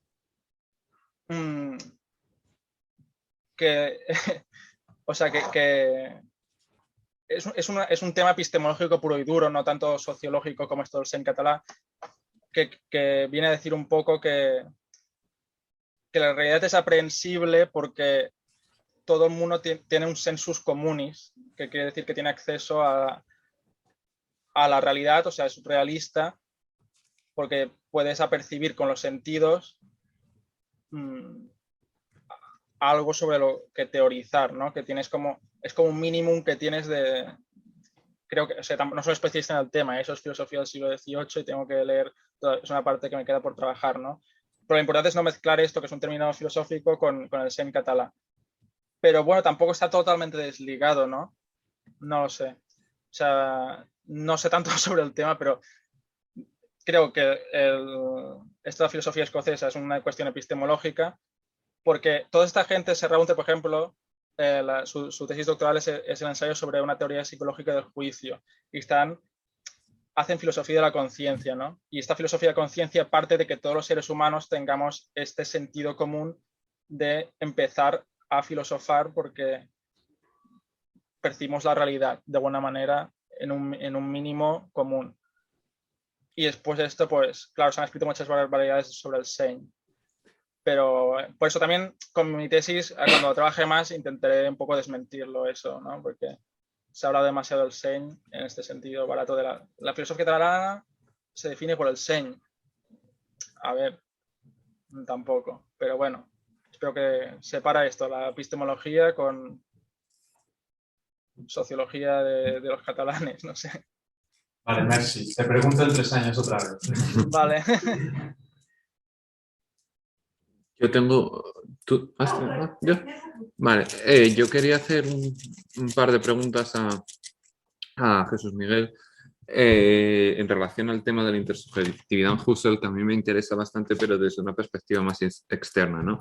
Entonces, quería hacerte 2 preguntas. Una es interna a tu propio argumento, otra es externa y en realidad, digamos que es contra Husserl en general, quizás. La primera es contra Husserl. Yo, el tema de la intersubjetividad, bueno, no, perdón. Estaba pensando mientras tú hablabas en la crisis de las ciencias europeas, en la fenomenología trascendental. Hay un pasaje que no me acuerdo qué parágrafo es, donde él habla justamente de algo que creo que has mencionado de pasado. Tú has hablado de la intersubjetividad trascendental y él habla de un yo trascendental. Entonces él habla de que el yo es que no soy capaz de recordar la expresión exacta, pero digamos que se enfrenta a la problemática de tener que ir desde los yos particulares, digamos, pensados, y llegar a una conclusión según la cual el yo trascendental en realidad es un único yo, ¿no? Es un yo, bueno, como el yo trascendental kantiano en ese sentido, pero en plan que no se refiere a cada ego particular, sino que parece, no sé si te das cuenta en qué pasaje es, ¿no? Que habla de, es que no me acuerdo cómo lo menciona literalmente. Bueno, entonces en relación con esto, que además es una perspectiva que, por cierto, también aparece, que bueno, no es Husserl, pero digamos que probablemente esté en esa línea, en Scheler, en El puesto del hombre en el cosmos, él habla del yo en ese mismo sentido, como un super yo, si queremos llamarlo así, pero no en el sentido psicoanalítico, sino como una especie de yo previo. Entonces, en relación con eso, mi pregunta es si no queda hasta cierto punto desmejorada o disminuida en algún sentido la problematización de la intersubjetividad, si no queda como depotenciada en el sentido ese de un mundo intersubjetivo en la medida que hay una remisión a un yo primero del cual el mundo en última instancia digamos como que hay una continuidad muy inmediata, ¿no? Frente a, por ejemplo, perspectivas como la de Hannah Arendt, que entiende el mundo como aquello que hay entre, pero justamente como ese entre, no como algo que, digamos, se sigue de un yo necesariamente, sino de la pluralidad. Entonces, por tanto, digamos como que no hay una remisión a un yo previo, ¿no? Y luego hay una segunda pregunta que tiene un carácter más fenomenológico, pero que en relación a lo que tú has expuesto hoy, pero que también va un poco en esa dirección, que es justamente a mí me llama mucho la atención cuando tú has dicho, digamos que la transferencia perceptiva, cuando hablabas de cómo en relación, en términos de empatía, percibimos al otro como también como un cuerpo viviente y no como un cuerpo en sentido objetivable, ¿no? Entonces quería preguntarte si el recurso a la analogía no es tan bien, pero desde una perspectiva quizás fenomenológicamente, y ya no tanto ontológicamente, si queremos decirlo así, también problemático para... Es decir, en el sentido de que depotencia hasta cierto punto la idea de intersubjetividad en la medida en que el otro es otro, pero siempre en relación a una analogía al yo, ¿no? O sea, en realidad es como te estoy planteando una especie de polémica justo de Levinas hasta cierto punto, no sé. Pero bueno, que no es que yo me case con Levinas. Sí. Esas son mis preguntas. Quizás porque es complementario, sí. ¿no? A ver, pensaba justamente en este mismo punto, ¿no? Pero primero quiero decirte que la presentación que nos has hecho de la forma como nos has acercado a Husserl aquí y a ver, a los diferentes niveles, ¿no? de cómo pasamos de este nivel primordial al acercarnos, al abrirnos al otro y al mundo, pues ha sido maravilloso, me ha gustado mucho. Pero justamente me ha gustado especialmente tu comentario final. Y creo que allí enlazas ya un poco con, sí, con el con tema eso, que abre aquí Fran, ¿no? Sí. Que a lo mejor, bueno, no solo a lo mejor, parece que Husserl se ha quedado un poco corto. Y justamente un punto clave en esto es esa idea de construir el otro o acercarse al otro a través de la empatía, pero por analogía. Y vemos en planteamientos pues un poco, bueno, de otros fenomenólogos como Merleau-Ponty, que están luchando justamente para cambiar esto, ¿no? Para que no se quede una mera analogía de acercarse al otro.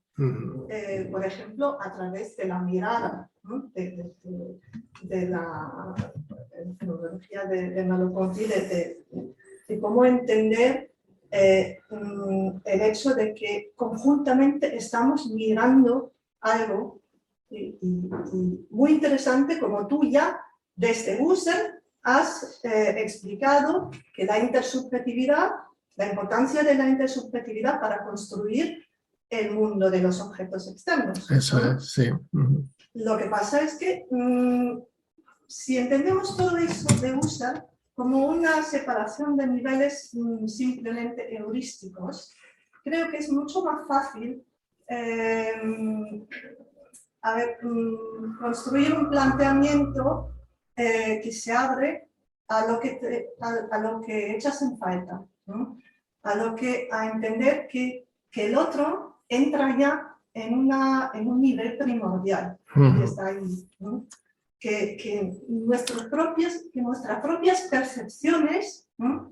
se alteran si estamos con otros en el mismo espacio, ¿no? Incluso en un espacio virtual, ¿no? Y si vemos nuevos planteamientos que cambian también con el tema de la virtualidad, ¿no? Y el gran problema allí es, y a eso alude Fran también, que se quede siempre ese punto de como si tuviéramos que remitirnos al final a ese yo cartesiano que se queda allí, ¿no? Sí. A lo mejor deberíamos olvidarnos de este yo cartesiano y plantearlo diferente desde el principio. Claro. Bueno, son muchas cuestiones y sí, desde muchos ámbitos, ¿no? Claro, yo coincido en un poco el planteamiento crítico que traéis ambos de fondo, en ese sentido, que la, digamos, aproximación de Husserl es como muy unidireccional, trae una cierta parcialidad y trae una limitación que yo mismo he reconocido, ¿no? Desde ahí, bueno, por responder primero a las cuestiones que has planteado. Claro,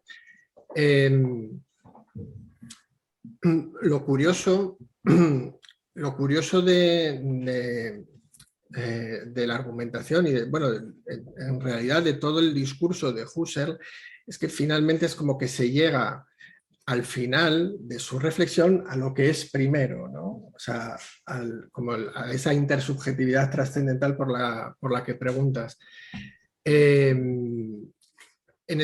Empezamos meditando desde el yo y la fenomenología husserliana se constituye y se construye a partir de la reflexión del yo en solitario para llegar al punto final y darnos cuenta de que desde el principio ya estábamos entrelazados con los otros. Y eso es un poco la posición de Husserl en Meditaciones cartesianas y es la misma que en la crisis de las ciencias europeas.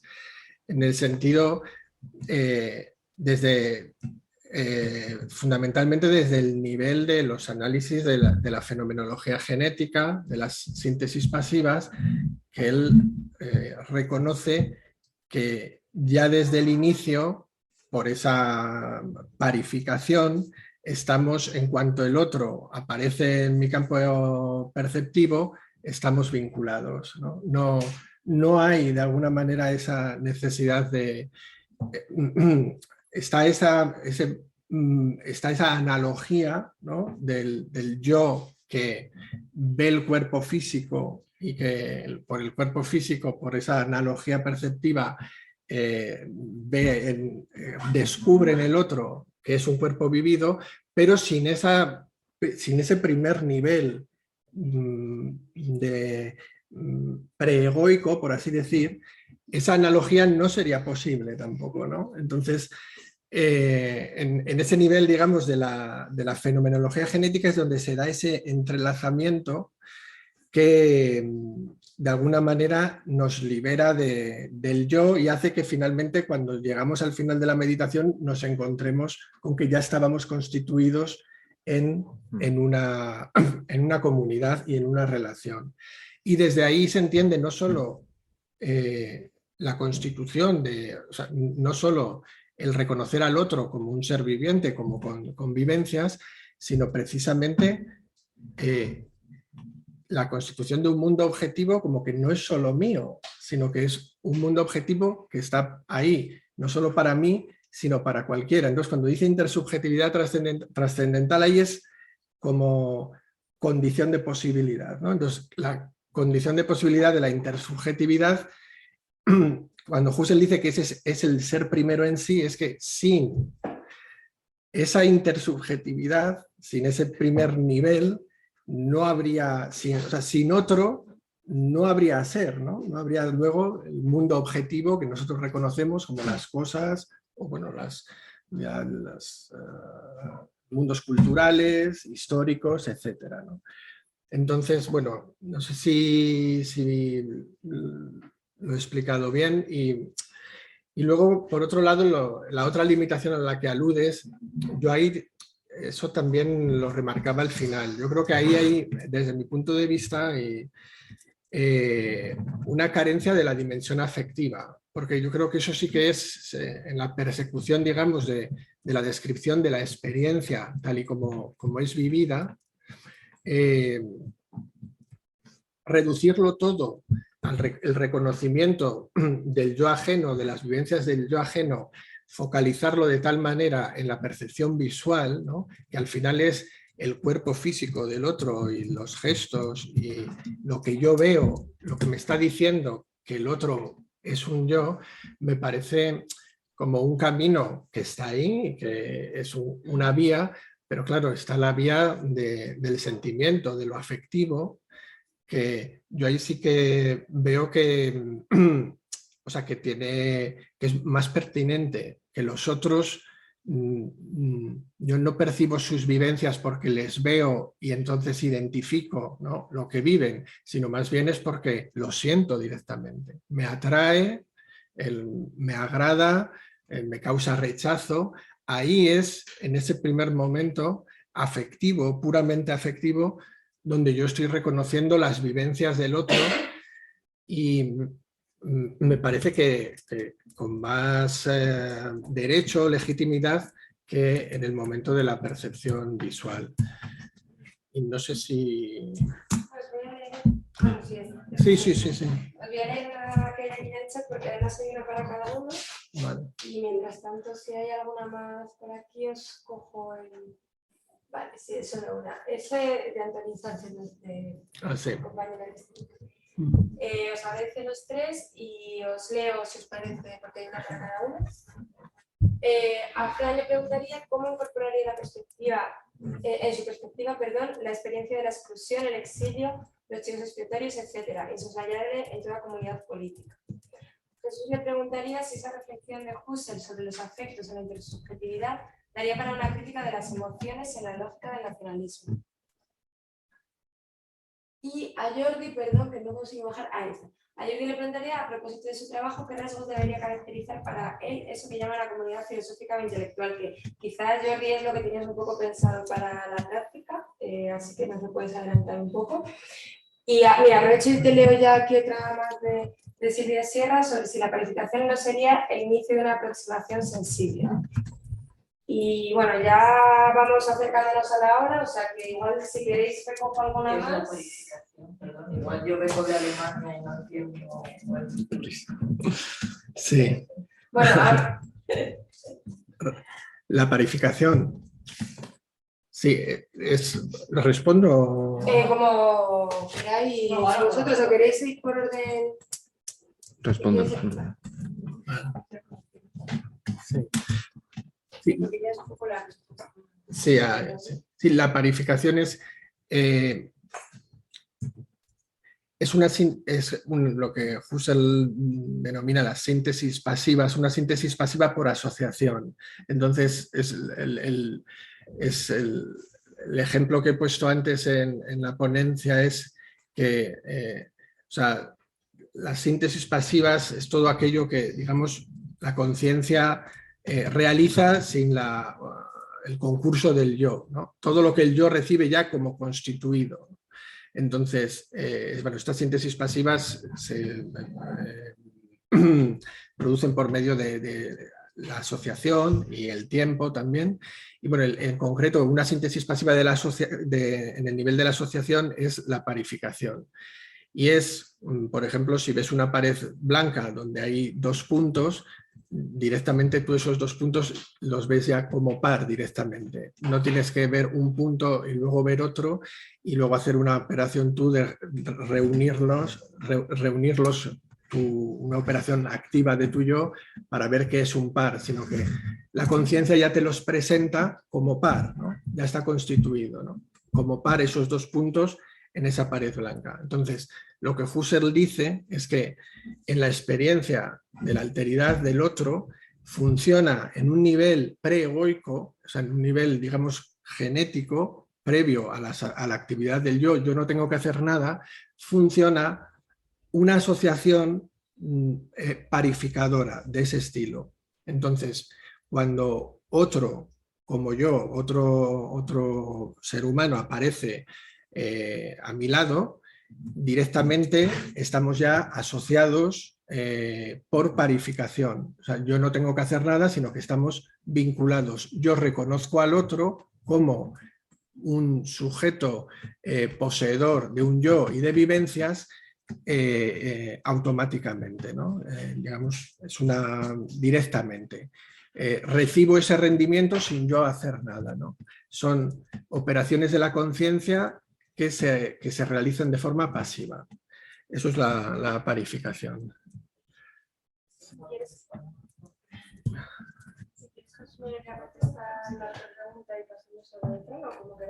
Sí, igual pasa, lo del nacionalismo lo tengo que pensar un poco, igual pasa tú No. y luego lo respondo al final. Vale, gracias por la pregunta. Bueno, mi intención, que he tenido que abreviar bastante porque he pensado sobre la marcha, era plantear tres perspectivas, sin ofrecer una perspectiva propia, ¿no?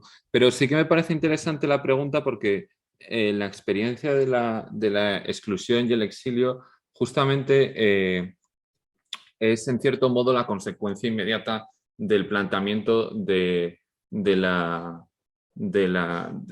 problemática de la política moderna en términos de pertenencia y no tanto de contenido de los bienes, ¿no?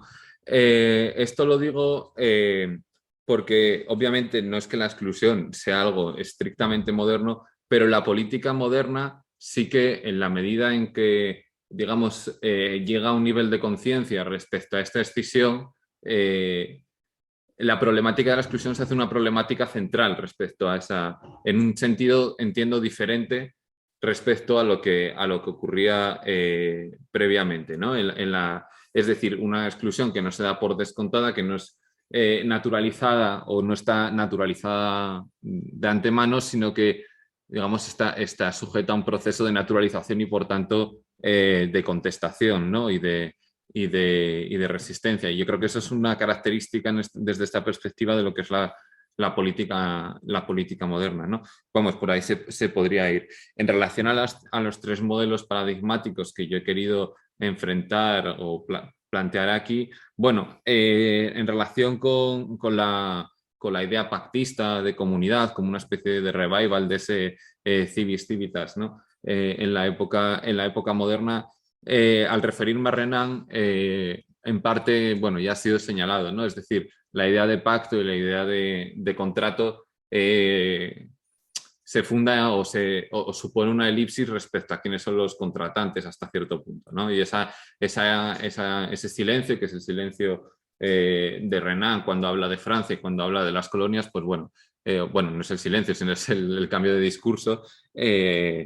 Bueno, se plantea, digamos, como un desvelamiento de esa existencia de una exclusión previa, ¿no? También es, por ejemplo, la perspectiva de Marx, a quien he citado en la cuestión judía, cuando él critica la política burguesa, ¿no? Cuando habla de la representación y él va criticando los derechos de las declaraciones de derechos americanas y demás, y hace un comentario que a mí siempre me ha llamado mucho la atención, que él dice que ante el soberano del antiguo régimen, al final, en la medida en que había una interlocución en los parlamentos premodernos, bueno, o predemocráticos, mejor dicho, con los estamentos, existía una forma de representación política, mientras que en el contexto de la sociedad burguesa, cuando, digamos, el derecho tal y como él lo va desgranando, ¿no? Los distintos derechos, la libertad, entonces la libertad de comercio, bueno, en la medida en que encubren, digamos, la vida del hombre privado o encumbran al hombre privado frente al hombre público, dice, digamos, quedan en nada, ¿no? O sea, son una pura máscara, ¿no? En el sentido de la crítica del derecho. En ese sentido, por supuesto, hay una exclusión, solo que no reconocida, ¿no? O no admitida explícitamente. Respecto al segundo modelo, que es el que yo he expresado con Heidegger, bueno, la presencia de la exclusión es casi como va de suyo también, y quizás no es explicitada en el modelo, pero en la medida en que él, a partir de una lectura de la sociabilidad o de la condición de ser con los otros, en la medida en que esa sociabilidad se introduce en una lectura de la historia basada en la repetición de una tradición que se presenta como destino, pues bueno, la presencia o la ausencia, mejor dicho, del otro excluido de esa comunidad está también, ¿no? Y luego en el modelo de la negación de la comunidad como posibilidad en acto, como algo más allá de la mera potencia, que es la perspectiva que he traído con Nancy, Blanchot y Agamben, justamente a lo que asistimos es al reconocimiento de la exclusión como en términos de Agamben en relación al paradigma de la soberanía, ¿no? O de la comprensión de la política como excepción, es justamente una perspectiva que se plantea la imposibilidad de la comunidad ante la imposibilidad de no excluir, ¿no? El problema, bueno, es que a nivel de política práctica, pues queda hasta cierto punto pues bastante depotenciada, porque justamente no hablan de una política en acto, de una política que es real en este sentido, sino siempre de un contrafáctico, por así decirlo, ¿no? En relación a cómo son los procesos políticos reales. Jordi, si quieres contestar tú. Estoy muteado. A ver, se me viene a la cabeza para mí la mejor definición para contestar a Antolín. Está en un libro de Frate Mora que se llama Tres mundos, Cataluña, España y Europa. Y ahí tiene un texto, el último texto, que primero habla con mucho del federalismo, Cataluña, España, no sé qué. Pero después tiene un texto, el más filosófico. Se me ha caído esto. El más filosófico es el último, que se llama Estilos de pensar en la España del siglo XIX, donde define esto que es un estilo de pensar. Para mí, esto del estilo de pensar, que no lo cito en el trabajo y tampoco lo cito en la sesión práctica, es la mejor definición. Lo que pasa es que el libro lo he devuelto en la biblioteca de Tomás Navarro de Tomás y no tengo aquí a mano, pero da como 8 características que para mí es el mínimo que... Hay el debate de esto de una escuela, se constituye en escolástica, se constituyen en heterodoxas y tal, pero para mí todas estas vaguedades que dice Nicole, la solución, y después, para mí Fratemo también dice muchas vaguedades a la hora de eso de que digo, las formas de vida catalana que dice el seny, la ironía, la continuidad, eso también es un libro de exilio que lo publicó para ganar un premio, ganarse cuatro perras para sobrevivir y lo dice así en una entrevista, ¿eh? Pero el texto como más ponderado que he encontrado es esto de estilos de pensar. Dice que en España no han habido filosofías, solo han habido en el siglo XIX, estilos de pensar. O sea, no hay el idealismo alemán, es una filosofía, ¿no? Pero el krausismo, el tradicionalismo, el espiritualismo son estilos de pensar. Y las 8 características, pues ahora mismo no me acuerdo. Decía, por ejemplo, que una filosofía intenta explicar muchas cosas con un solo principio. Y en cambio, los estilos de pensar son más eclécticos y tienen muchos principios que no son jerárquicos y tal, pero que al final de todo eso tampoco es arbitrario y reconoces este estilo de pensar de buena manera. Y Nicole dice otra cosa también interesante que dice, ¿por qué el krausismo no arraigó en Cataluña? Pues porque había otro estilo de pensar. Y para mí, el hecho de irte al exilio y reconocer de que en Barcelona las cosas se hacían de una cierta manera y había estos estilos de pensar que también tiene como también eso también influye en la historia, por así decirlo, ¿no? De cómo han evolucionado las universidades, cómo si ha entrado más la contrarreforma, si sabes cómo son las sociedades, ¿no? Pero esto de reconocerte parte de una tradición, aunque sea muy vaga y diluida, para mí es esto. Pero bueno, la tesis lo voy a trabajar mejor y me lo prepararé mejor también para sesión práctica. E incluiré esto que no había incluido en la sesión práctica, también incluiré este texto de los estilos de pensar que me parece muy, muy interesante, ¿no? Pero algo tiene que haber ahí y todos nunca dan en el clavo, pero todos de estos exiliados acaban hablando de que en la Escuela de Barcelona había algo que para mí era más sólido de lo que decían, pero que se truncó con la guerra y hay que encontrar alguna definición al final adecuada. Lo siento, no sé más. Bueno, por eso pregunta eso primero. Claro. Pues Jordi, mira, ya que tienes la palabra, tienes una pregunta rápida en el chat que te pregunta José Manuel si crees que la Escuela de Barcelona, bueno, la puedes leer, se constituye como oposición a la Escuela de Madrid. Y ya para aligerar, le doy la palabra después a José Miguel, también porque hay una pregunta también a José Manuel, y luego le doy la palabra a Concha y ya cerramos, ¿vale? Jordi. No, pero es importante, por ejemplo, otra cosa que queda por estudiar es que la Escuela de Barcelona tiene como mucho hate a Ortega y Gasset, y eso no se ha estudiado. Hace poco Andreu Navarra sacó un libro que se llama Ortega y Gasset y los catalanes, y se dedica a estudiar con Ferrater Mora, sí, que tiene Ferrater Mora en el exilio, le publica un libro que es de los mejores que se ha escrito sobre Ortega y Gasset, donde distingue sus 3 etapas, ¿no? La del neocantismo, la del perspectivismo, la del raciovidalismo, y le hace un análisis muy, muy, muy bien hecho. Pero estos de la primera generación son muy haters de Ortega y Gasset y también lo que hace Ortega y Gasset quieren hacer un poco lo contrario, sé que es verdad. Por ejemplo, Carreras Artau tiene como un texto así como de periódico que lo difama muy fuerte, que lo compara con Bergson de este tío es un showman, va a dar una conferencia en no sé qué sitio y habla de la filosofía en términos de tauromaquia y hace juegos de palabras así como para gran público y tal, pero esto no es filosofía, la filosofía es la acción de cátedra, que se deje de tonterías y empiece a enseñar filosofía de verdad de este hombre, ¿no? Estaban diciendo. Después Serraunte también está picado, o sea, si te fijas, no, le ignora siempre Ortega y Gasset, pero es que Ortega y Gasset también le quitó la cátedra en la Universidad Central que ganó Julián Baisteiro, que se presentó Serraunte ahí y la perdió. O sea, que habían también muchos piques personales de este sentido. Pero sí que al final pues hay una idiosincrasia diferente de esto que ha dicho Ferrater Mora, ¿no? Estas 4 cosas que he dicho, ¿no? Que esto del verbalismo, de la misma manera te critican a Eugenio Dorse, ¿eh? Eugenio Dorse lo meten en el mismo saco y es barcelonés. Pero es esto, es la oposición al verbalismo que dice Ferrater Mora y la desconfianza por la brillantez en la filosofía. Nicole, es que la gracia de todo esto es que acaban diciendo lo mismo todos. De la primera generación, lo que te he dicho. Chirao sí que es un poco el que más le gusta a Ortega, pero Nicole cuando se va al exilio, escribe Problemas de Filosofía Hispánica, acaba diciendo lo mismo que Ortega y Gasset es un filósofo preparadísimo de primer nivel europeo, pero como se ha vendido a hacer ensayos para llegar al gran público y que al final la filosofía es una ciencia que tiene que ser más rigurosa, más discreta y de no sé.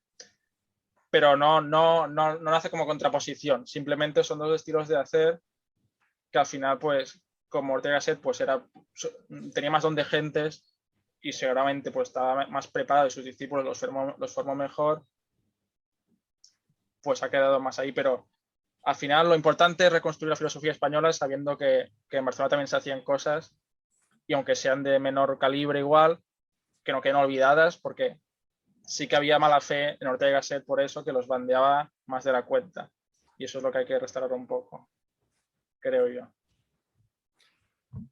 Vale, en relación a las preguntas sobre la parificación, que ha habido dos, aparte de la de Concha, y la identifican o se cuestionan por su, digamos, carácter o naturaleza sensible.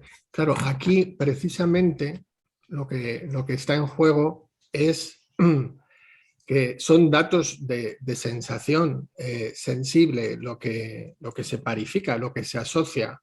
Pero claro, con esta reflexión de la fenomenología genética, lo que Husserl le está de alguna manera mostrando es que ya en ese nivel de la sensibilidad originaria, las cosas, los datos no se asocian de cualquier manera. Es decir, ya hay principios que se podrían identificar como principios intelectivos o, si quieres, racionales, por los que los datos de sensación se asocian de una manera y no de otra. Se asocia lo semejante, no se asocia lo que contrasta.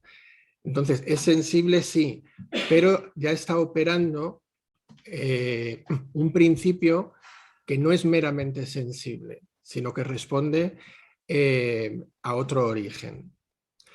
Y en relación a la pregunta de Antolín sobre los afectos y el nacionalismo, yo creo que la fenomenología supone una legitimación de lo afectivo, aunque viendo la obra de Husserl quizás no lo parezca, han sido otros también los que lo han desarrollado mucho ese tema, en especial Scheller, por ejemplo, aunque Husserl también lo trabajó, ¿no? Yo he hecho la tesis sobre eso precisamente.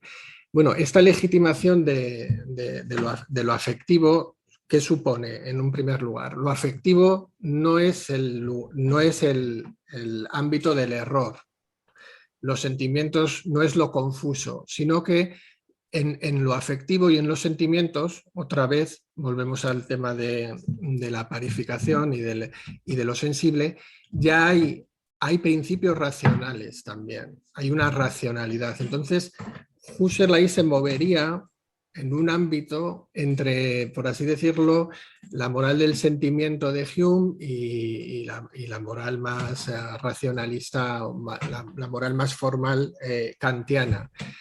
A Husserl le gusta mucho el método de Hume porque va directamente a la experiencia del sentimiento, de lo que me parece, de lo que me gusta o no me gusta, y le gusta, por otro lado, el método de Kant porque llega a una conclusión universal, ¿no? Llega a principios universales, que es lo que le falta a Hume. Entonces, digamos que la ética de Husserl se va a mover en un ámbito entre esas dos posiciones. Con esto, ¿qué quiero decir en relación a los afectos y el nacionalismo? Sí, hay que escuchar a los afectos y no podemos dejar a un lado los sentimientos, pero tiene que venir luego el tribunal de la razón a buscar dentro de ese mundo de los sentimientos, de ese ámbito, los principios racionales que están operando también en esa esfera.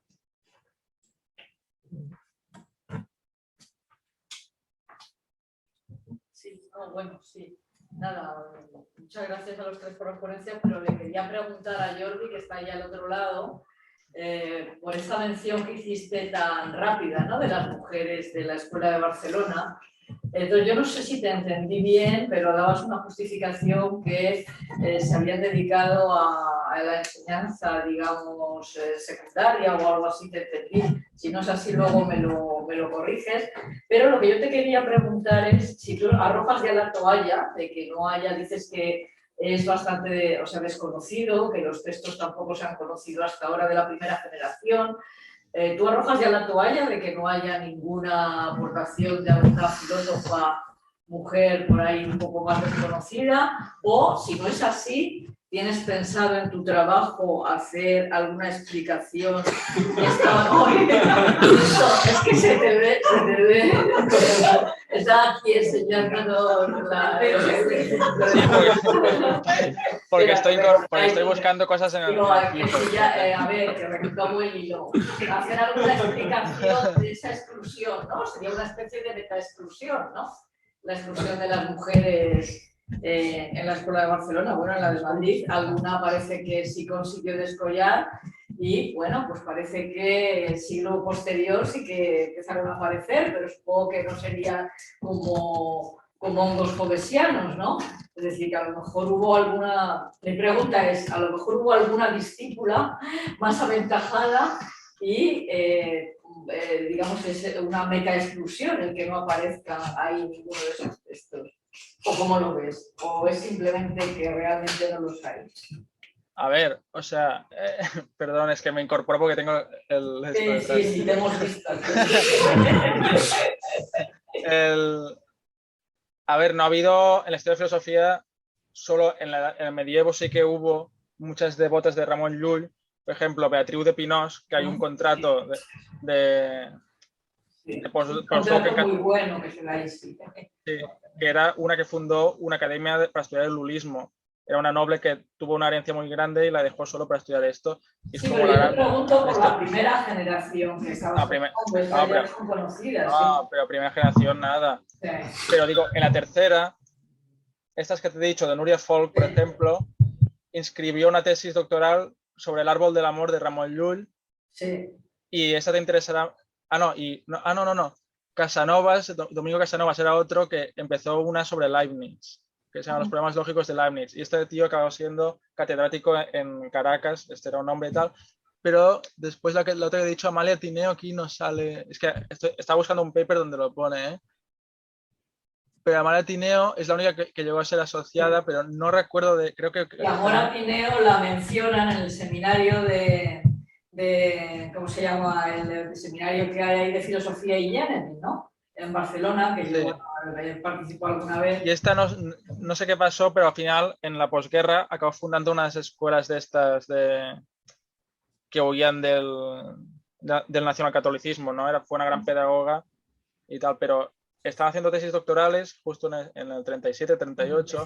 Piensa que, claro, es que solo se podían empezar a hacer tesis doctorales en Barcelona a partir del 32, que fue la autónoma. Por ejemplo, Juan David García Vaca, que es, José Manuel lo conoce muy bien, fue el primer, creo, doctor de la Universidad de Barcelona en el 34 con una tesis de lógica matemática. Y claro, las siguientes tesis ya llegó la guerra, ¿no? No se podían hacer en Barcelona. Y creo que ya está, ¿no?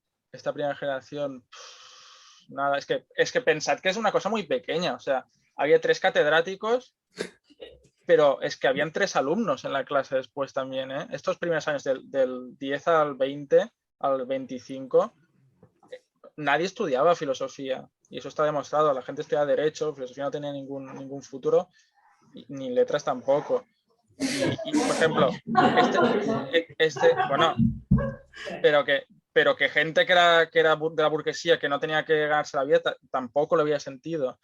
Y por ejemplo, Gaciel, que se ha dicho, la primera generación, que fue director de Vanguardia, explica cómo va aquí en Madrid a doctorarse en la clase de Adolfo Bonilla San Martín, que también es otro gran olvidado, que también fue catedrático en la Universidad Central, y dice que habían 3 alumnos, un sacerdote, un loco que no hacía nada, y vino él, y Adolfo Bonilla San Martín dice, hombre, por fin tengo un alumno, tal. Así era la facultad, ¿eh? Había un alumno, y decía, bueno, como aquí no hacemos nada, pues vente a estudiar a mi casa.